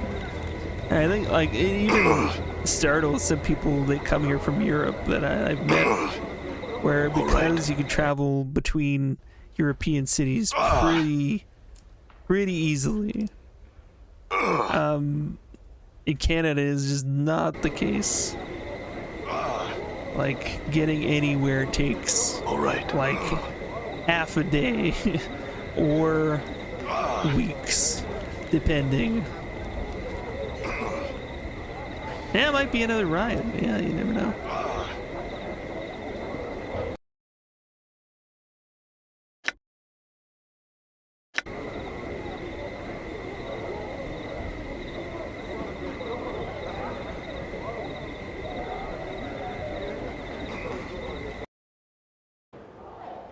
I must rest. Everybody's getting sleepy. Right. We need to set up camp now. Okay, so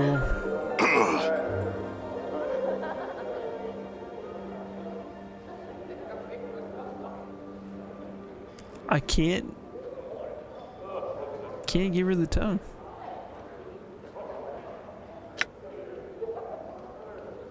I'm shocked.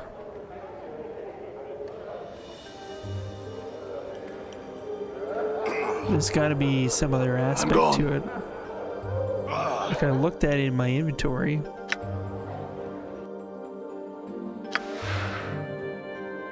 It's not like I can use it on anything. Yeah, maybe ask who she is first. I felt like, yeah, maybe in the dialogue, maybe I have to go through the motions. Yeah.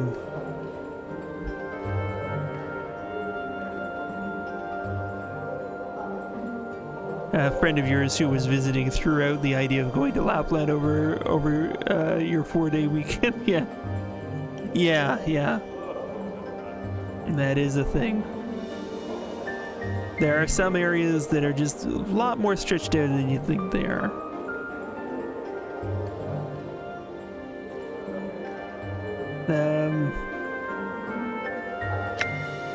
Okay, who are you? Your name Echo. Updated my journal. She nods, smiling pleasantly. May I ask why you can't communicate? Do you know the word that will undo the multiverse if it's spoken? Is your voice stolen? Updated my journal. Yeah, she nods vigorously, clasping her hands together and smiling at you. You would know of any way to get your voice back.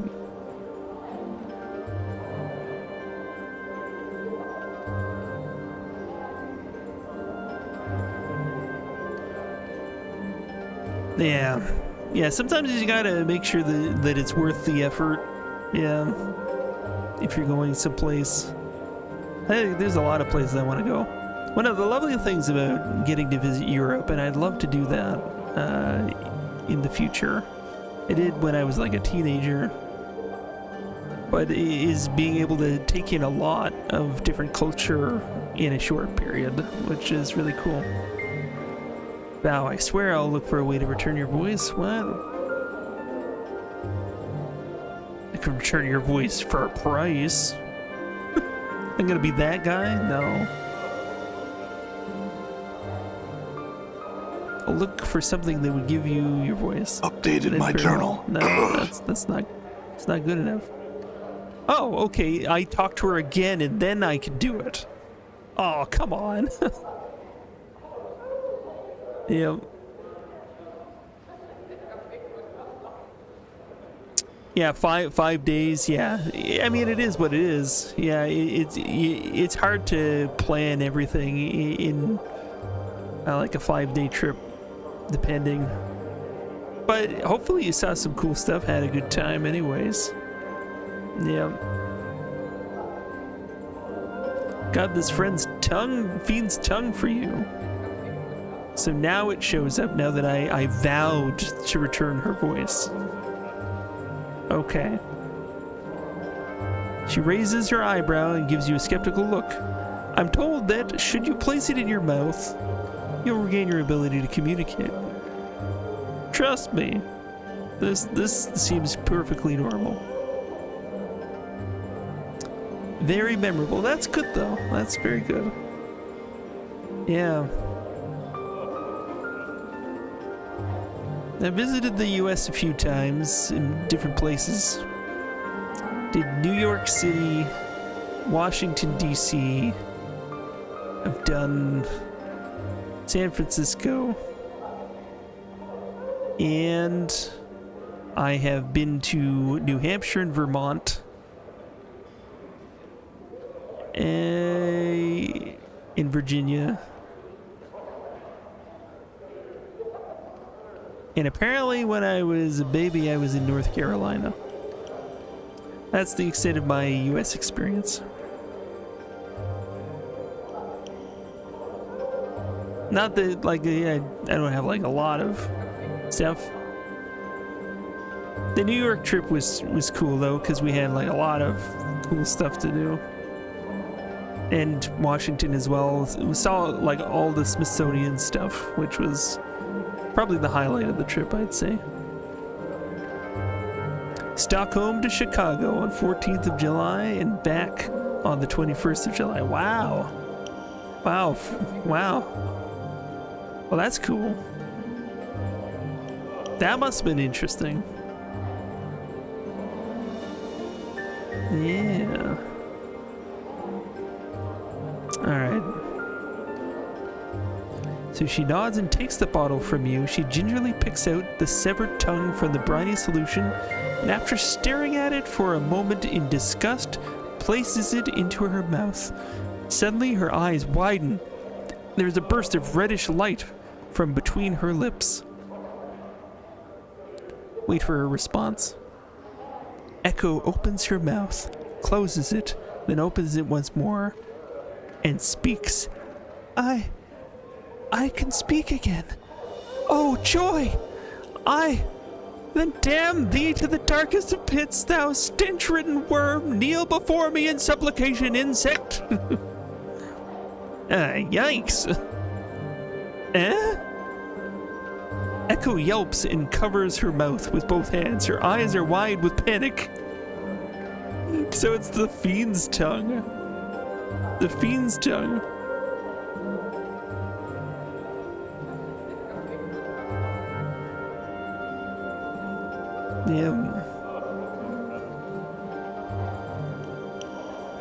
Yeah, 6 full days and travel days, yeah.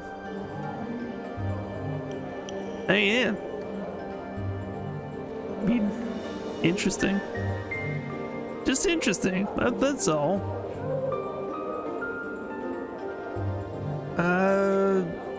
So yeah, the fiend's tongue is taken over her mouth. Updated my journal.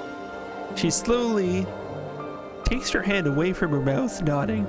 It seems I must devour thy frail shell and consign thy soul to the abyss. For all eternity thou shalt serve in my battle thrall, till the plains grind to a halt. Thou art mine, mine, mine. Echo shuts her mouth again and begins to softly, quietly weep. Wait, I saw a way to help you at the curiosity shop, Diva's Tears. They're expensive, though. Updated my journal. Echo nods and produces a slip of paper from her clothes. It appears to be a promissory note in the amount of 1,000 commons, which the possessor can collect upon from the brothel. She gives you a questioning glance. Yes, this will be enough. I'll be back when I have the tears. Okay, that is kind of a funny twist, I gotta admit. Can I collect on that from How may I Fall help from you? Grace?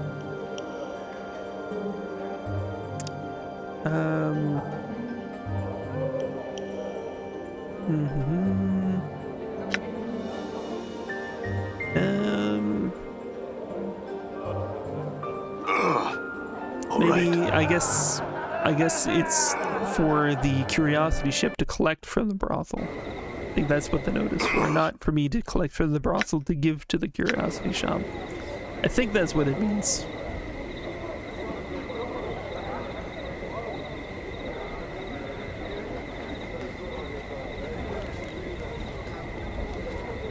Could you imagine, your voice being taken over by a demon voice that wants to like enslave all of mankind?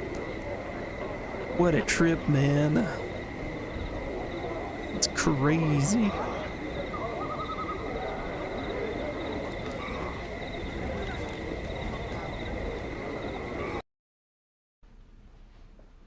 I'm gone. Yeah, they've got some funny little scenarios in this game. And the fact that I'm still hiccuping is pretty crazy. Alright. On to the exotic items. I need those Dava's Tears. Updated my journal. You examine a small glass vial labeled Dava's Tears. The Shrieker presents it to you. These were collected from a Deva who was captured during a blood war skirmish. The fiends tormented the imprisoned angel for aeons before he at last escaped. The small bottle holds the 12 tears she shed at that time. It is said their touch will soothe the most savage anger, even that of a fiend's tongue. Their price is but 999 coppers. I have 1,000 common promissory note from the brothel. Bashrika frowns slightly, examining the note. Well, I suppose I can have Standish fetch it later. Very well, here you are. She hands you the item. Please enjoy your newest acquisition. Alright. So yeah, I mean, we've been fetching things a lot lately. But at least it has an entertaining story attached to it.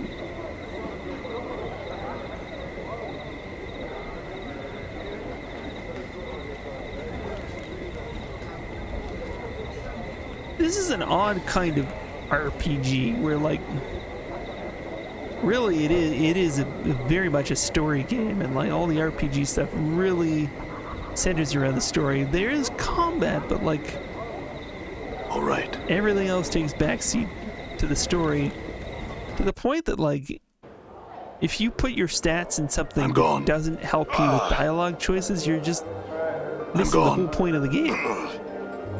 Which is kind of weird, because, like, how would people have known what to expect? Alright, let's give the tears a go. Brought you these Dava's tears. They should soothe the tongue's cursing. Updated my journal. She nods, smiling, and takes the file from you. Echo places a few of the sparkling blue drops onto her tongue. I believe the tears are working. Yes, they are. I can speak in my own voice once more. Oh, how I thank you. Echo squeezes your hand and bows her head gratefully, her eyes welling with tears of joy. It was my pleasure to help. Farewell, Echo. Looks like my But wait, you need to tell me about Ravel increased. Puzzlewell. Echo waves pleasantly to you as you approach her. Greetings, sir, and well met once more. Well, I had some questions. Tell me about Ravel Puzzlewell. Also, everything else I didn't learn from you last time. Trying to find Vivian's scent. Do you know about that? No, I have no idea. Have you spoken to Nenny? Yeah, that seems to be what I'm getting from everyone. How about Marissa's Crimson Veil? Do you know where that might be? No, I have no idea. Okay. What are you doing here? I am a student here, as are all the prostitutes. We seek to better learn the art of language in order to stimulate the minds, to heighten our awareness of ourselves and others, and to create new ways of experiencing another person. He pauses, lost in thought. Go on.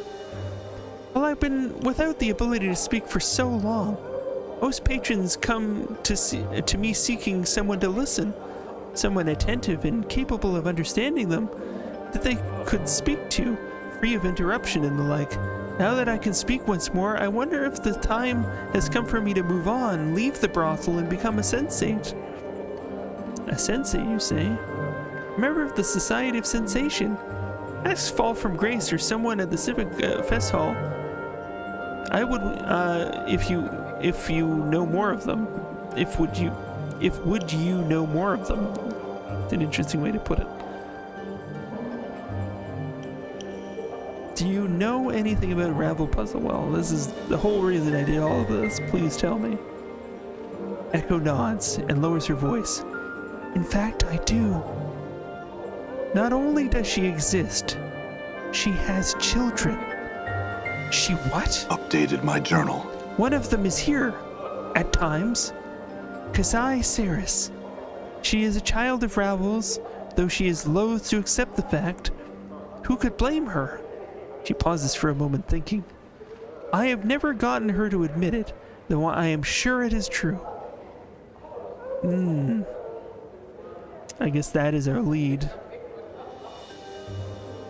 You kind of feel like it's going to be like a big reveal and we're going to be set on our way. Let's go! No, and then it's the next part of the puzzle is unveiled. Okay, so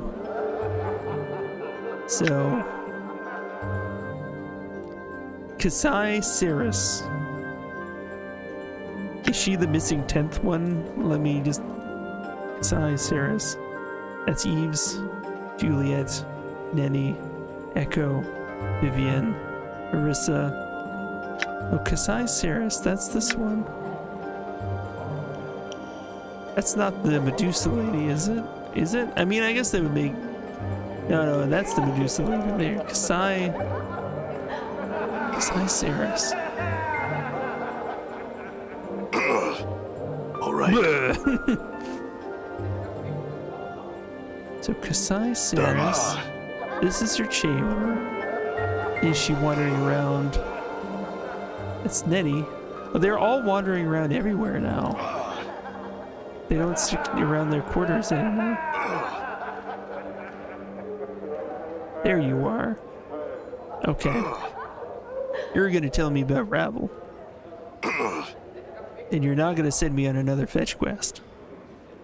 Kasai Saris smiles warmly as you draw near her, pushing a wavy lock of hair away from her bright crimson eyes. Well, greetings. Once again, something I can do for you, let's just launch right into it. Kasai, are you Ravel's daughter? Kasai suddenly bares her teeth, her eyes narrowing to slits of blazing crimson. What? Where'd you hear such a thing? I'm not gonna implicate Echo. No, Echo's too sweet for words. We just can't do that. Just a rumor, Updated that's my all. journal. Ridiculous! I think I'd know if that wicked hag was my own mother. Now stop bothering me about it. Who is your mother then? I don't know, all right. My father raised me. I never knew her. What do I look like? A night hag? Well, there is the skin and the eyes, and maybe the teeth too. Maybe. Kasai Saris glares at you, her eyes blazing. Perhaps we'll speak later, but I'm no longer in the mood.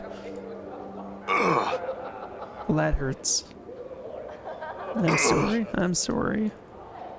That was, accusing people of being the daughter of a hag and having hag features. It's not gonna go well. Okay, I had some other questions.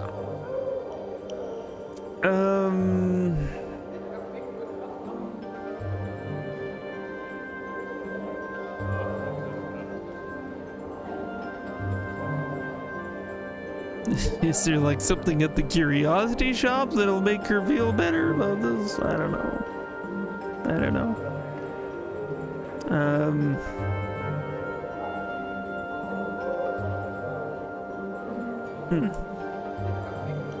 So yeah. Spoke to 9 students, couldn't find a 10th. And you could not find the 10th student? How curious. I'm thinking the 10th student is me, in which case I have spoken to all of them. What? Are you serious? Am I a prostitute? Is that what it is? Could you tell me when the 10th student... Okay. This dialogue option, would we have this option? Would they let us fail so hard? Would they let us fail so hard as to be like, the prostitute was me? All along?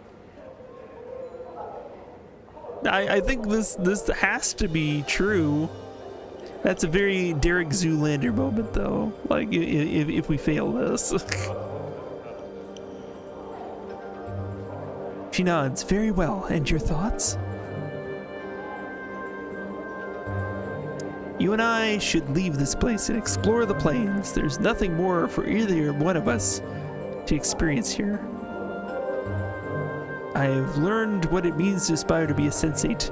That is better to go in search of experience rather than have it come to you. Teaching within a sheltered environment such as this only harms the student, and the plains themselves are often the best teacher.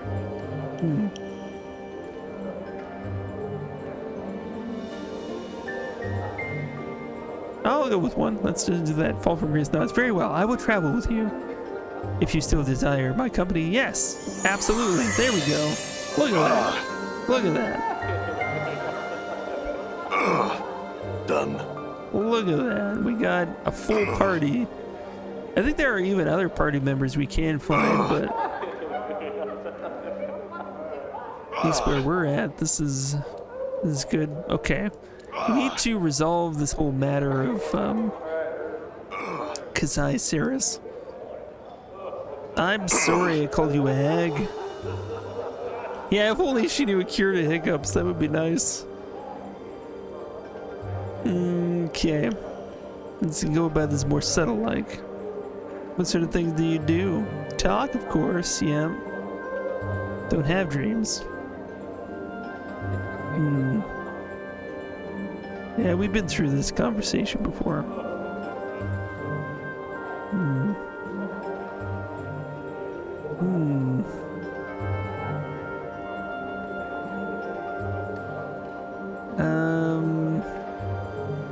What are you?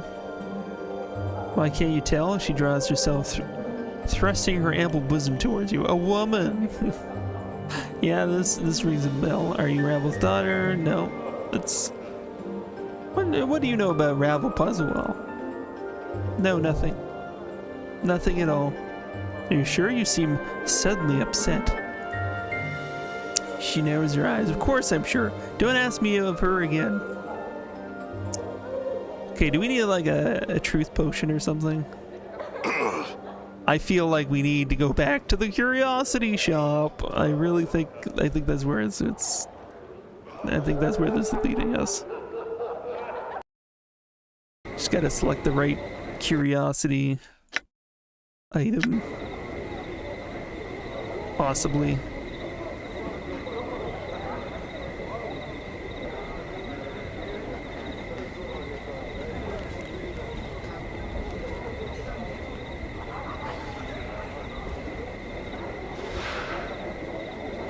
All right.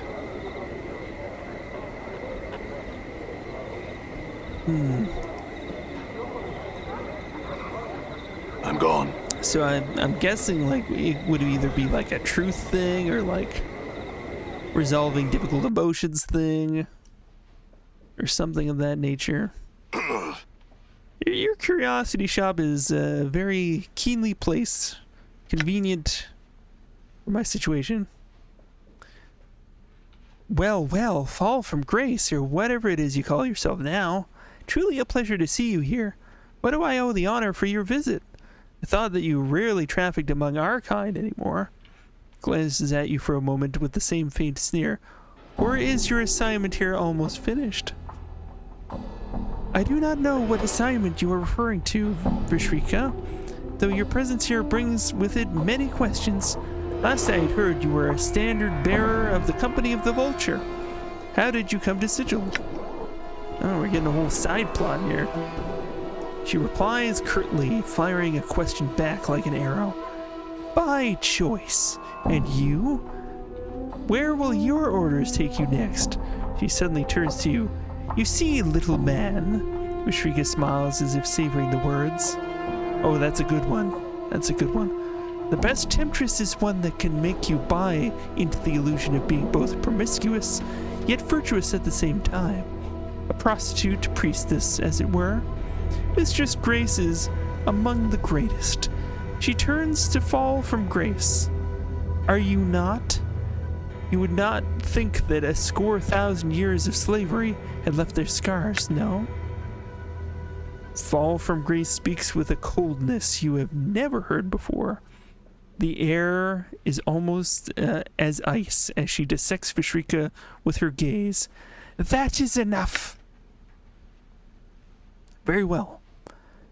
Though you are the ones who came into my emporium. Vishrika looks at you. Yes. Vishrika gives a quick half bow. Welcome back. Here to buy something? Yes. Exotic items. Okay.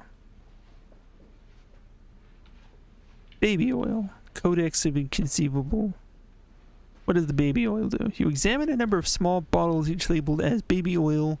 Shrika picks one up and presents it to you. Interested? It's the real thing, of course. Thousands of mewling, mortal babies went into the making of this stuff. No thanks. Stain lens. Yevra's ring. What does the ring do? Yevra's ring of almost invisibility. Makes this wearer invisible. Well, almost. It allows me to buy it. Makes me wonder if it has an application somewhere. Tattered ragdoll. Stained lens. Examine a stained round glass lens the width of your hand, held in brushed steel ring. A small geared protrusion coming off the ring makes it look as if the lens should attach to some sort of clockwork machine, and it smells faintly of horrible perfume. Vishrika holds it up to you. No idea what this really is, but it radiates fairly powerful magic. An old soldier named Gaius brought it up to me from a lower plane battlefield. He'd murdered his own men in order to escape his tour of duty there, and brought me a number of interesting items he'd collected over the course of the campaign. I've kept it mostly as a conversation piece, though you may have it for 149 copper coins if you'd like. I mean, I could, but why? I don't know why I want any of this stuff. Had a ragdoll. Is found in a well-trapped strongbox sunk deep beneath the surface of Sigil. It's part of a small hoard of treasure and forbidden magical texts. Though I don't know what it is for, If you like it, it's yours for 99 coppers.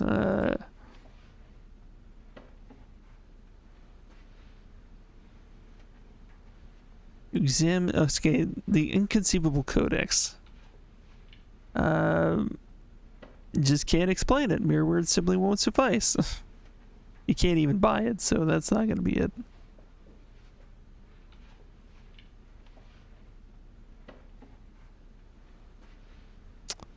Yeah. It's got a jug with a monster trapped in it. I don't know that that's going to be helpful.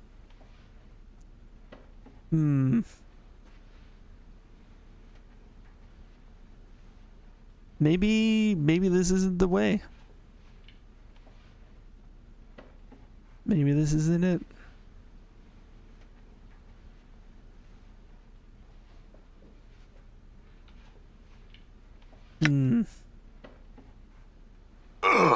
I can't say for sure.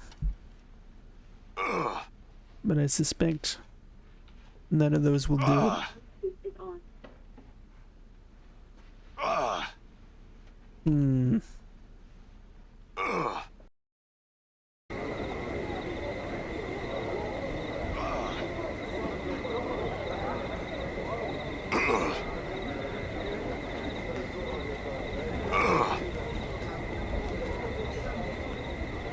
Done. So, okay. One thing we can do, go to the apothecary and use that other thing. That's something we know we can do.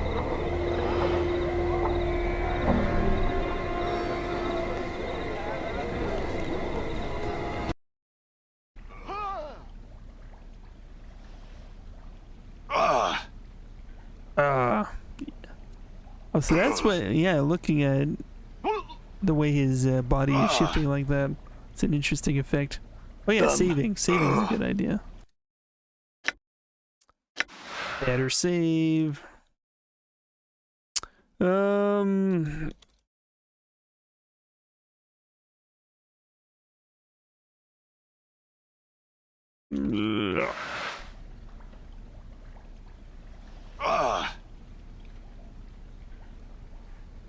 You see, Pestle-Kiln, he or they, is as eerie to look upon as ever. As his flesh constantly changes and crawls across his face and body. I welcome Mr. back, sir. Got this elixir of horrific separation. Do you think that'd help you?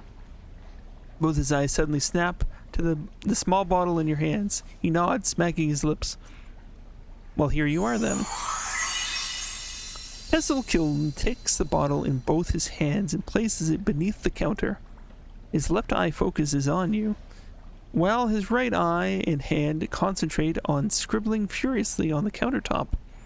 We can use this to make something that'll fix us right on up. And now, if you'll give us a moment, when we got it all worked out, we'll make sure you have some healing stuff for a reward. He turns to head to the back of the shop. All right, farewell then. Right. So we got Kiln and we got Pestle. This man closely resembles Pestle-Kiln, though without the crawling skin and constant subtle mutations. Greetings again, sir, and well met. And what is it I, Pestle, can do for ye? I'm gonna get some healing concoctions. Yes, of course, your reward, eh? Let's see now. I'll manufacture them for you for nothing, of course, but I'll need the proper ingredients. An Oni's heart, or powdered hermitite, or a hair of a deva, or a thread from an Asamone's robe, or the blood of a regenerating creature, such as a troll, or... Actually, my wounds heal very quickly, actually. Pestle raised an eyebrow. Do they now? Well then, your own blood might do. Here, give me a sample. Give him some blood, okay. So after drawing a small quantity of your blood and retreating to the back of the store, Pestle returns with a number of what appear to be hardened drops of blood. Placed upon one's tongue, these clot charms will heal existing wounds and aid thee in the prevention of new ones for a time. Thank you. Can I look at your shop? Clot charms. Charms. Okay. Nothing too exotic.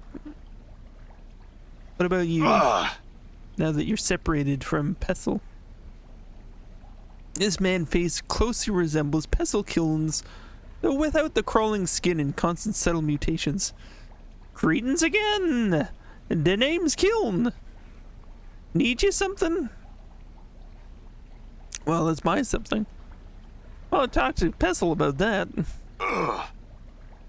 And some questions. I work in the stockroom all day. I'm no good to ask you for questions. Alright, fine. Okay, he's the stock boy. You know, I'm sure you have a very interesting life. You could have talked, but... Well... Whatever, man. That went well. Alright. Now we gotta figure out how to talk to What's-Her-Face. The Ravel puzzle. Well, oh my sweet Jesus. The Ravel Chronicles will continue.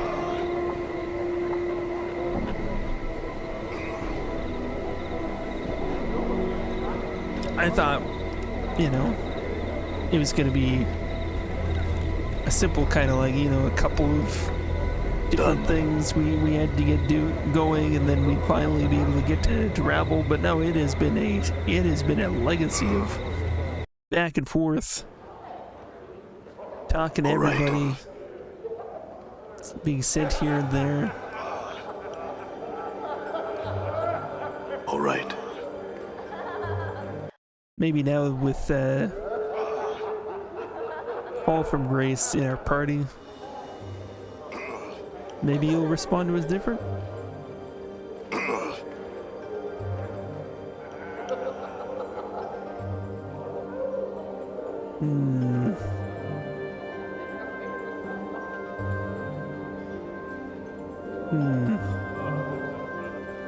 Okay, Biout Echo is telling me.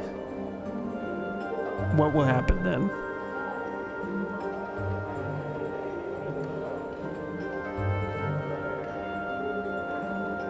Yeah, we're getting the same results either way.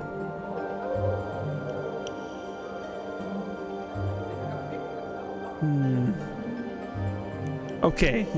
At this critical juncture, my problem may have been that I actually said, yes, you do look like a hag with the eyes and the teeth. Maybe, no, of course not. No, you don't look like that. His eye Cirrus glares at you, her eyes blazing. Perhaps we'll speak later. No, okay. I'm gone. Yeah, that doesn't seem to work either way. Alright, we had a, Done. conversation to have with Nenny. I'm Wherever gone. she is at this point. Done. They seem to be all over the place now.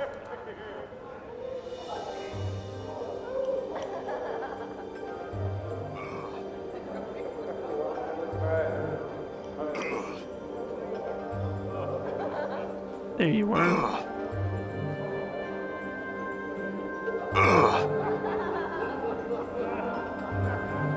Well met, good sir.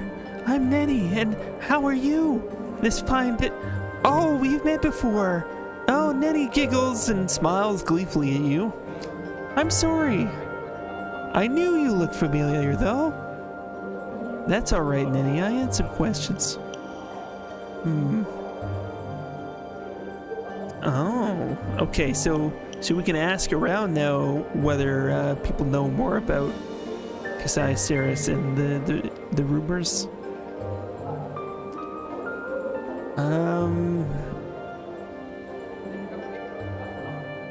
Kamashi said someone's been taking things out of her room too. Have you seen anything odd? Updated my journal. Ninny's eyes suddenly go wide. Oh, that's right. You know, once I saw a man sneaking out of Kamashi's room while she was out talking to a patron. I watched the front doors all that day, but he never ever left. Isn't that odd? I don't think he could have made it out a window, and so I never figured out where he went. And then I totally forgot about it. Weird, huh? Yeah, it is. Do you, I heard that Kasai Saris is Ravel's daughter. Is that true? Updated my journal. Beats me, sorry. Maybe you can ask Juliet. She and Kasai used to be really good friends. Then Juliet met Montague, and now they don't talk much. Okay. I guess that's where we'll go. We'll go talk to Juliet. Where was Juliet again? Room...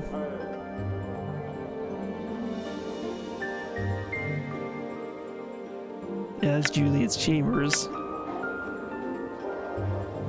You never know where she's gonna be.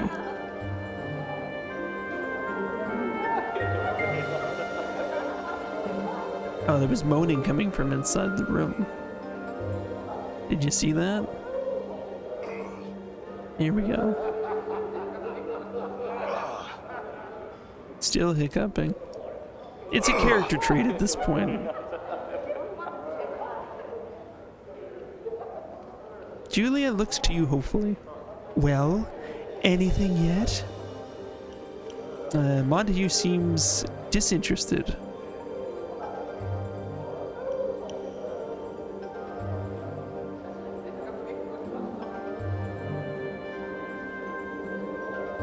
So yeah, I remember this. She wanted me to stir up drama with her fiance by saying that I was, you know, trying to vie for her love and start a squabble between them. She was just like absolutely insistent that we create drama.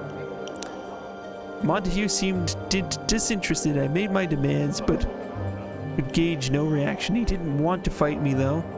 I suggest you speak with him yourself sometime. Is he not going to fight for me then? No, he won't.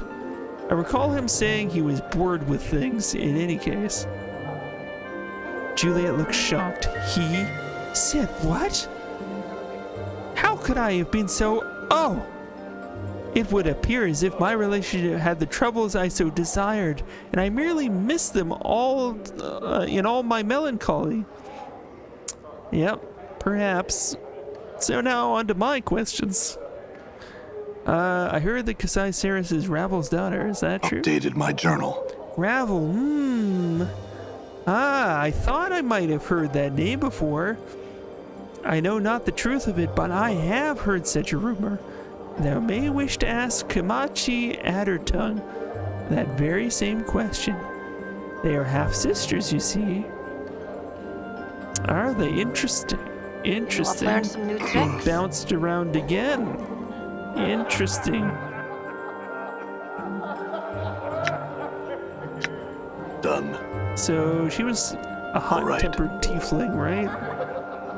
Which seems to be a thing. At least the tieflings they represent in this world.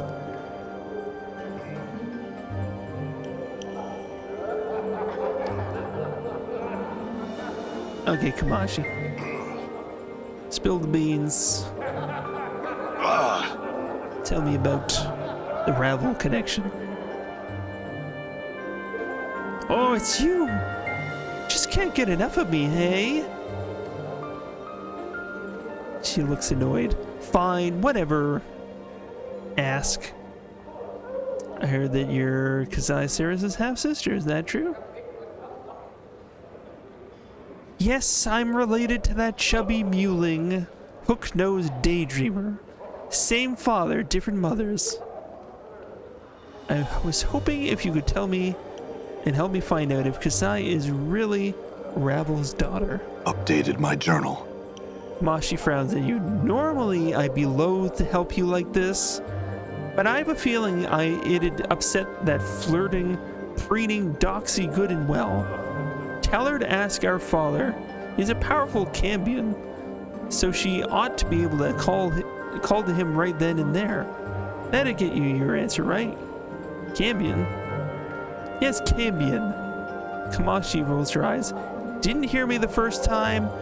Ears all stopped up with last of your brains running out of them? I'm just asking what one is. My, you're clueless. She shakes her head sadly, tutting all the while. A half-fiend, Burke. Sort of like you, but you're half dung. I think. You smell it, at any rate. Better that than half you, Kamashi. You wish you were half Kamashi, sod. Even if you ended up with a goat's bum on your shoulders, it'd be better than that scarred up face of yours. Hilarious. Alright. Do I have any more questions for you?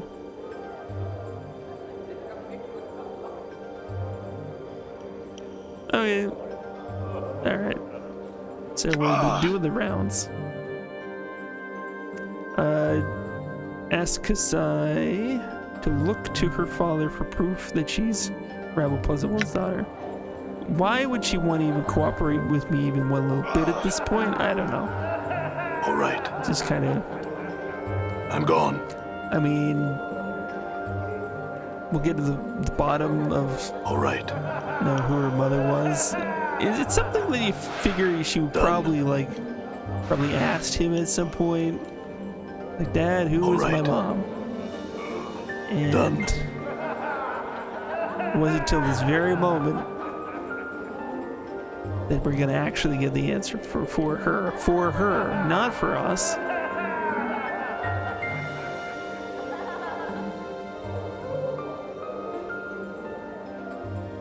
God, we're taking forever. What's going on here? He's just busy hiccuping, that's all.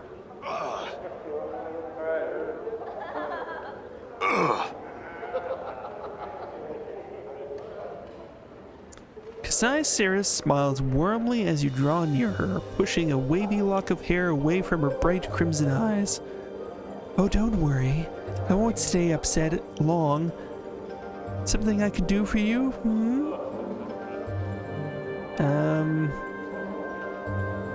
Sai, I talked to Kamashi. She told me she's your half-sister and that Ravel's your mother. Is that what she said? Kasai snarls, her eyes blazing with malice. That hells, how I loathe that woman. Why would you even believe that sort of tripe? She says that you deny it, and in fact you may not know it, but that it's true. She said you could ask your father, that he would tell you. Updated my journal. Kasai stares at you silently for a time. Give me a moment. She turns from you and begins to mutter softly. The air seems to shimmer around her slightly and fills with a coppery smell like warm blood. Wait patiently. Kasai remains turned away for you for a moment before finally coming to face you. I did not want to believe that wicked hag may have been my mother. I have lived long. I do not appear to age and have disturbing dreams sometimes. She shudders, but still, I do not wish to be the inheritor of the evil she caused, nor draw the lady's gaze as my mother did. Such evil things she did. Tell me what you know of her. I heard she would pose impossible riddles to people, riddles she could answer but no one else could. She would devour the person if they answered incorrectly, or leave them dangling in her horrifying gardens as examples to all. Those few who somehow escaped the tormented,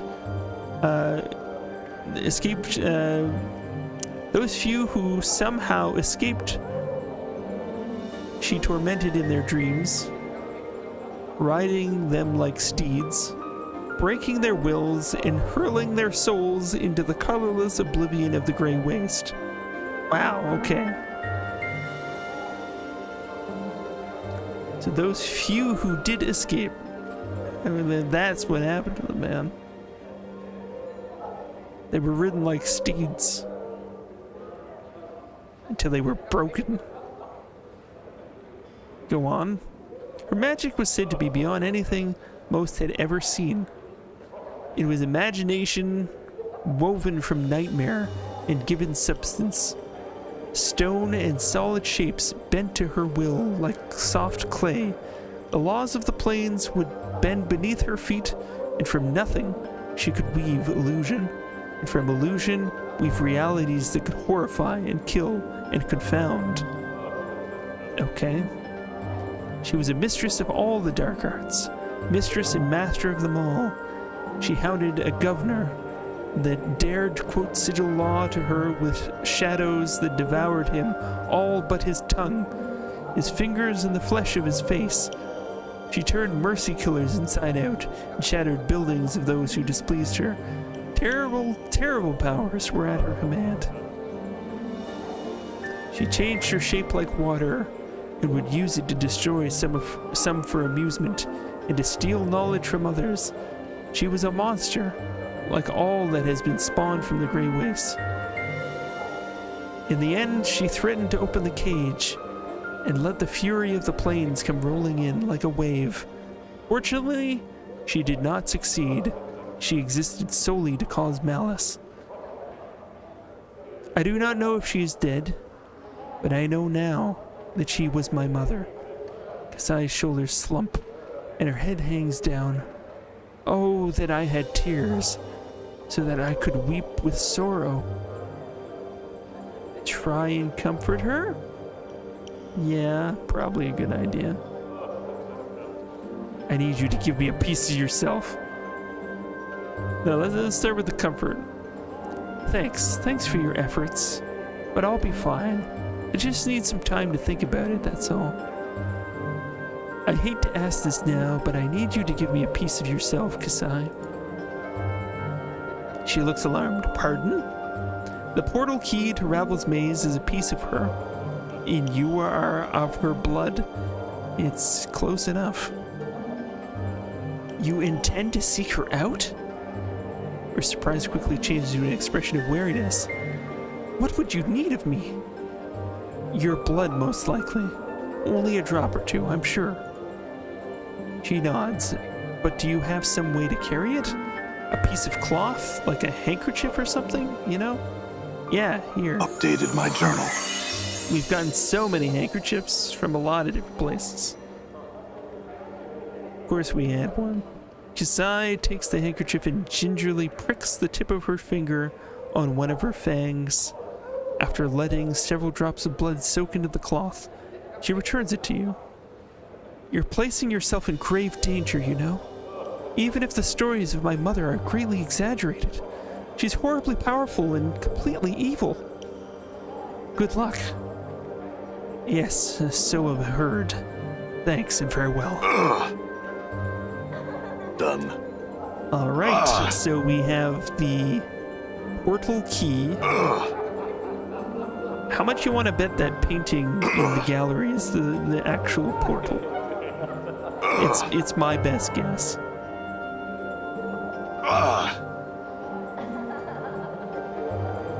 I'm gone. Might as well give it a shot.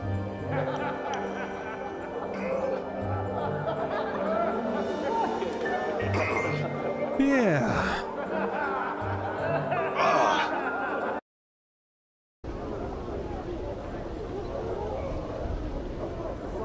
So, the gallery, art and curio. We'll get over there. I'm gone.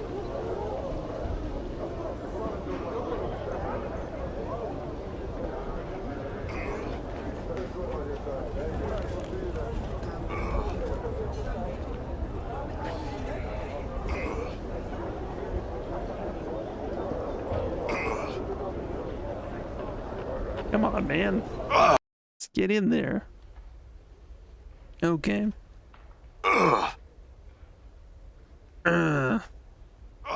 So it was the one over here, right? So we've confirmed that it was Ravel Puzzle Well that was in there.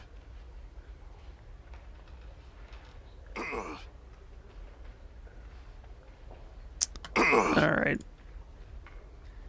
This is a portrait of a grotesque hook-nosed old crone. The hag's flesh is sickly.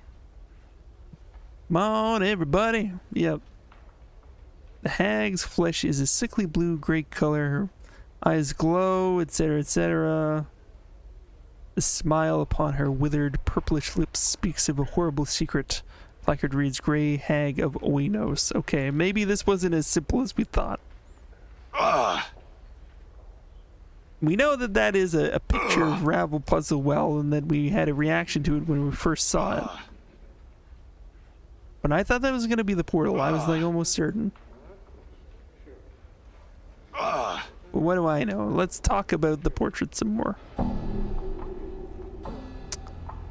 Let's talk about the hag. Portrait of Ravel Puzzle Well. Very likely the most evil hag ever. Yep. Yep, we already asked all these questions. Well, hot damn, where's the portal then? Jeez. Where's the portal? So we got the key.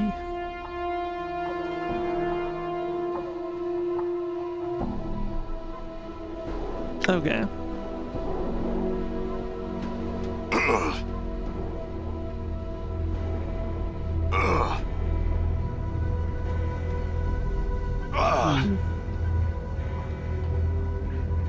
Okay, well, what else do we know about Ravel Puzzle Well? Got that? I'm like so certain it should have been that painting, right? I don't know. I don't know anything anymore. Hey, Chief, they say we get rid of Ignis, all right? I mean, he's burning his candle at I think my entire party's tired too, so we should find a place to rest. Which... Oh, there's another access to the under sigil over here.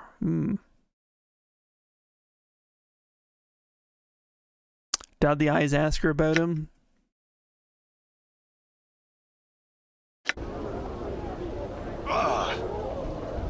So like... I'm gone. Like, yeah, ask the curator again, is what you're trying to say. I think you're probably right. Because I remember there were a few instances here where I thought the logical dialogue choices, I had seen everything that there was to see, and then we just ended up, like, asking again, and then it came up with a new dialogue. So that you're not wrong. You're not wrong.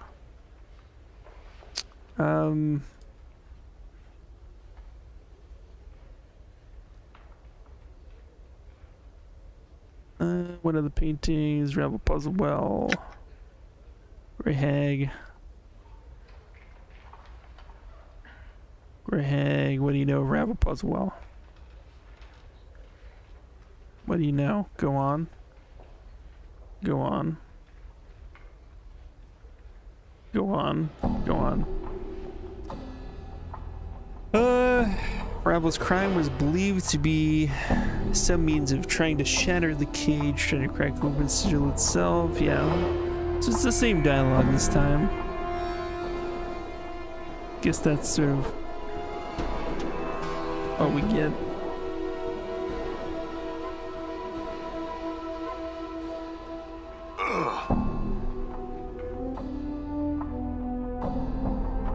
So, like, that just points to the exit.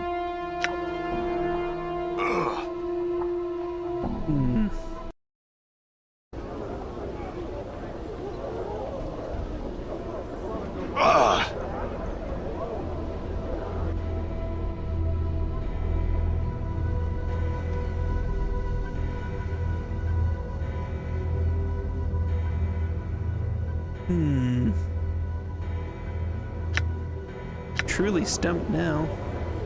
Let's get some rest at an inn. Or not an inn.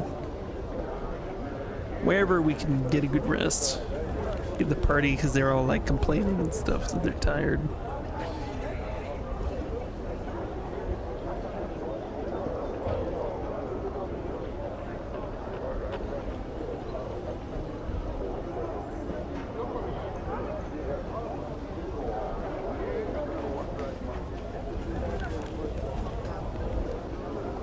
Alright. Head over here. Done. Gonna have to get that whole pickup thing checked out. I don't even know where to start with that one. Was there a painting of a cage there? Maybe. That might be possible. Because that would, you know, iconically line up. Okay, can we rest? We'll head back over that way. Yeah, I mean, I can look at the paintings again. Because it seems like most of what we're looking for is in that area. It's one of those things. Done. And the art museum seemed like it was pretty key.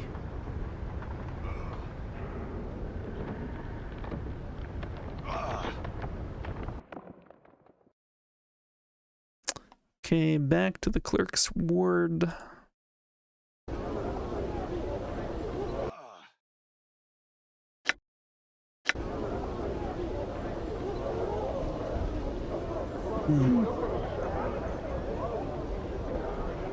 Get a proper view of this traversal. Oh, is he just gonna hiccup all the time? Okay.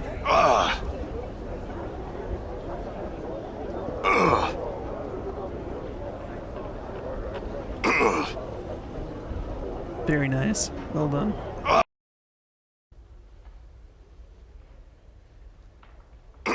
Okay, so yeah, if it was over here, I think it was on the end. It would be one of the ones near near here.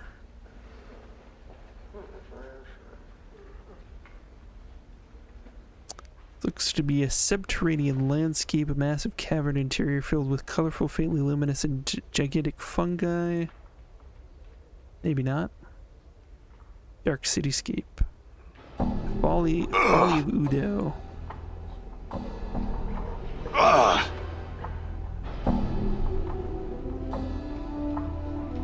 This thing, yeah, we don't know about the ruby statue. What was this one again?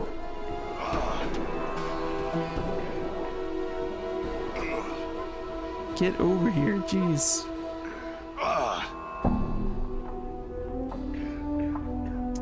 An enormous granite keep, hideous thing, long, low, covered in leering gargoyles. The placard says the library.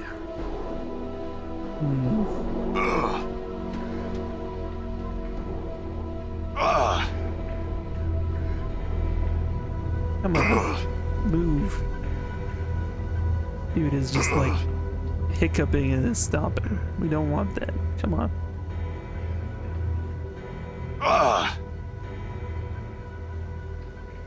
That one's the beach. This one, I don't know. Shore scene. Touch the painting. Just keep touching the paintings. What about this thing down here?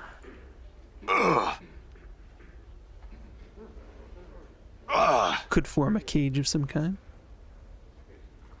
An animated bloody iron chain coiled and uncoiling itself. Touch the chain. Yeah, not happening.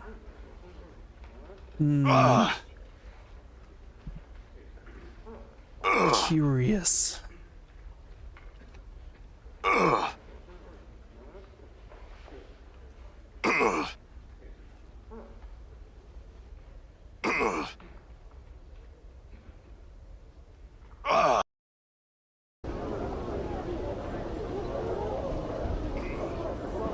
Harmonium officers.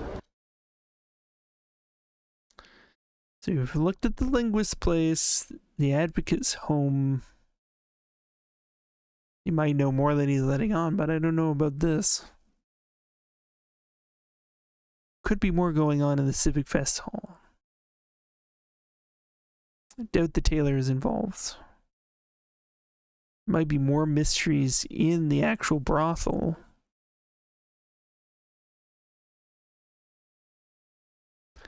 I remember we were able to make some communication with Ravel at one point.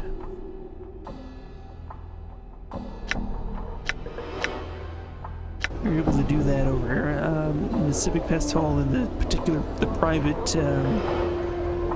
meeting rooms. Ravel was able to communicate in our mind or something like that, I don't know. We now have the key. Maybe that direct connection had something to it.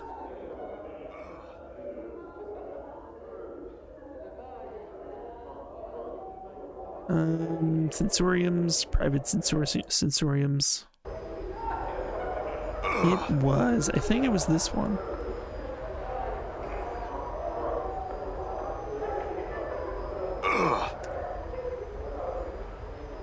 So the sickly greenstone is securely fastened to the pedestal it rests upon. Inscription beneath it reads the messenger. So Ravel was able to like communicate with us through this sensation. As you touch the stone, the green exterior sharpens, clashing. Its brightness becomes more than you can bear, so much so that you close your eyes to shut it out. Submerge into the experience. Feel the skin along your arms become numb, as if all sensation is being bled from them. Tired, so tired you try and blink, yet the darkness remains. Your lids feel soft and sluggish, unresponsive. You're sitting on what feels like to be a dirt floor. All around you is the smell of coppery blood and herbs. Why are you here? You came here to what? Your memory fails you. You feel a growing panic beginning to well up inside you. I think this is happening the same way it did the first time. Get your bearings. Yeah. Awake now, are you? A questioning all done? The voice is an old woman's, thick and scratchy, as if it is trying to force its way past a thick layer of dust. Try as you might, you cannot open your eyes and see the woman, but you feel a shiver of fear. Something is wrong, terribly wrong. You try to respond, but all you can manage is a ragged croak. You can't feel your tongue, and your eyes. What's wrong with your eyes? Ravel, I've returned. There is silence. Ravel, it is I again. Ah, my precious man. There is the slow shuffling of feet, and you feel a sharp pinprick in your left eye. You grasp, and suddenly, barely, you can see. With your one and only eye, you lie in a gray hut upon a dirty floor where your bright red blood has seeped into the surrounding gray dust. Your arms are gone, your legs have been hacked off at the knees, yet you feel numbed, and there is no pain, only fear. There's someone above you, someone looking down at you. Look up. As you look up through your bloody, blurred vision, you see a horrid bluish-gray face, grinning with yellowed tusks. Ravel is pleased. A wondering I was if this messenger would make it, or weak. He was when his bits were placed on my plate. She holds up a talon in front of you, and impaled on the tip of it is an eyeball, the right one. Yet, to the festive hall he returns, it seems, and our time together has he shared, and now you have come success. Okay. The crone shakes her head. Your blurred version seeing 3 images at once. Her grayish hair is like brambles drifting down her shoulders. No, only time for answers does Ravel have, and she has no time to waste with your guess questions. Know this, and in the knowing grow strong. You must find me and my precious man. But how? I do not know. I am beyond knowing in the lady's place. Now, shh, and listen to Ravel, for there is much you must do. Do find me. 3 things you must do. Find the door, know the key, then unlock the key. Unlock the key. Yeah, this is right. These are the different components. Okay, what is the clue about the door? Do you have one?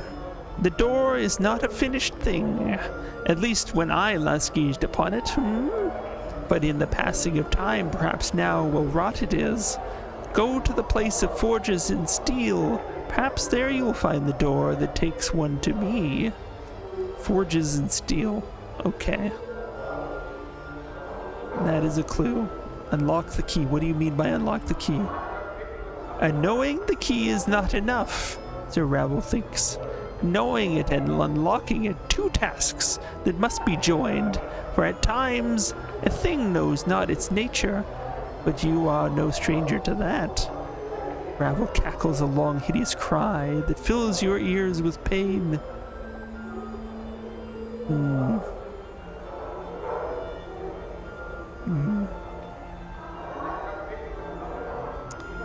Interesting.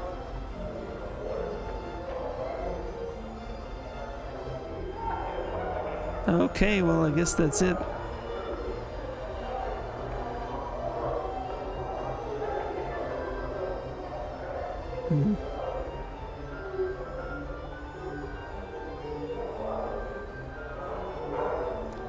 And it's the same as the last time we were there, but it did help give extra insight. Done.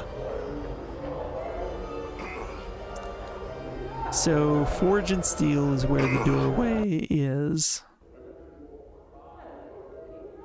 But we need to unlock the key somehow. Is there a way to unlock the key with knowledge? I don't know for sure that Forge and Steel describes any of these places very well.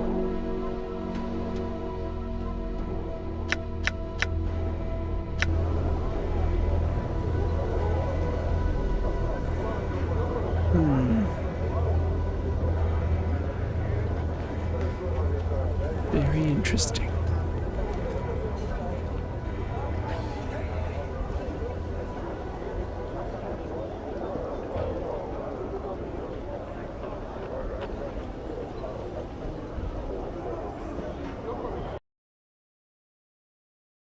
So we've got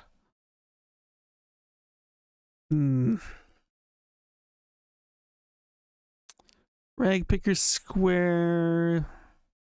A lot of garbage. Buried Village is underneath that. That's where Farad was. No, the Alley of Lingering Sighs. They were always like repairing it.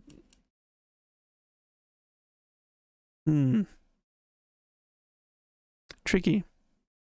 The capital of Washington?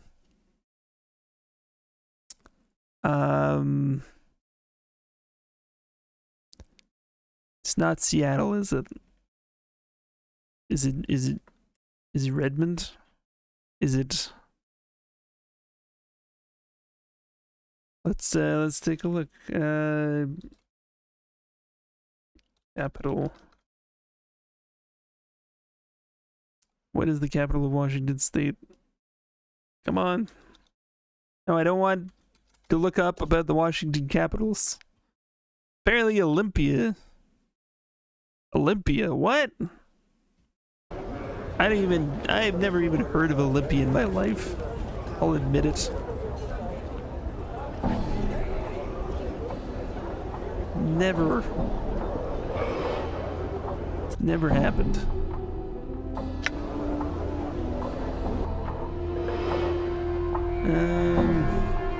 Go to lower ward. We didn't really explore everything in the lower ward, did we? Siege tower, wrecked house, pawn shop, marketplace, warehouse. Warehouse? I don't know. Maybe.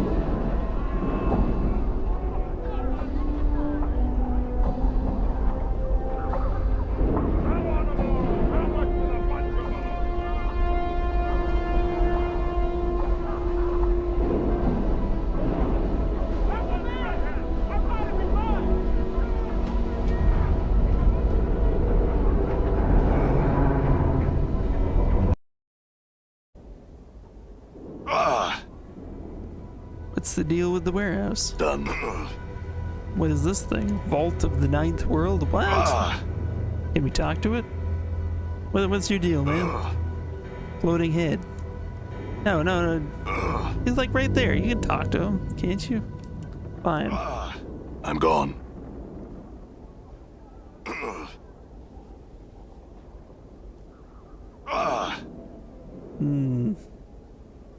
Lena. I guess to get over there we gotta go through here. Okay. Or not. Yes, no, yes. Okay, yes. It's a weird area design. What's this? This crate bears the symbol of a skull and has the slogan engineered for eternity engraved on it.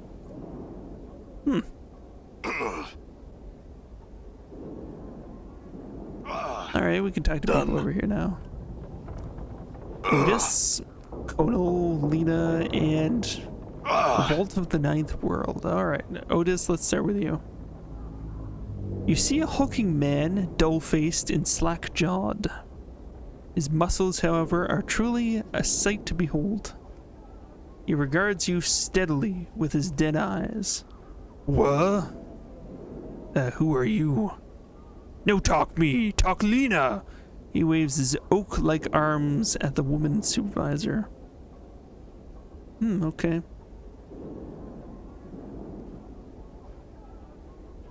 I don't really want to talk to you.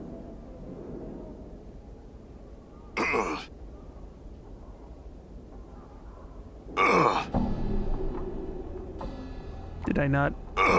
Okay, Kono. Kono, you see a thin, skulking man. Okay, and his long, nimble fingers quiver slightly. He has trouble meeting your eyes when he talks to you. What is in Nunavut? I know the city of Iqaluit is in there. Is it a city? I think it's a city. The city of Iqaluit is in Nunavut. I've never been, but I know people, like, there are communities. There's a lot of Inuit communities, and there are places where people hunt, and some people fly planes to get up there because it's less of a hassle to fly a plane to get up there than to actually do any other means. Yep, it's true. Yep. All right. Tell me more about yourself. I'm Connell. I work here. What is this place? Looks at you carefully to see if you're joking. It's the Vault of the Ninth World. It's a storehouse. Didn't you read the sign when you came in? Not that carefully. Who are you? I'm Connell. I work here. And what is the place? And thanks for the answers. Okay, that's great. That's really great.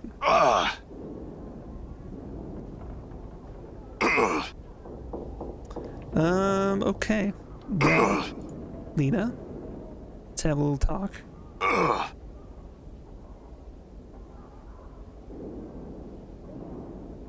Who are you? I'm Lena. I supervise these two. She waves her hand at her companions. Okay. What is it you do here, Lena? This is a storehouse. I'm the supervisor. Things get stored here. Things get taken out of here. She shrugs. Not much to tell, really. Thanks. Farewell. Okay, I mean, this guy's gotta be interesting, right? Welcome to the vaults of the Ninth World. How may I serve you on this fine day, Sigilian? What is this place? The vaults of the Ninth World is pleased to serve as a warehouse for the lower ward and all the sentients of Sigil.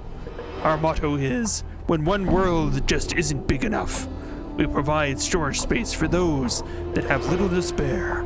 Our prices are competitive, our service exemplary, and our courtesy to customers is known throughout the plains. And what are you exactly? I am the voice of the Vault of the Ninth World. I'm here to serve you, the customer. Instruct me in what you desire.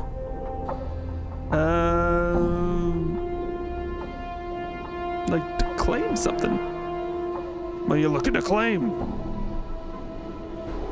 Nah, I was looking for a large bag of coins. We have a bag of coins like the one you described, sir.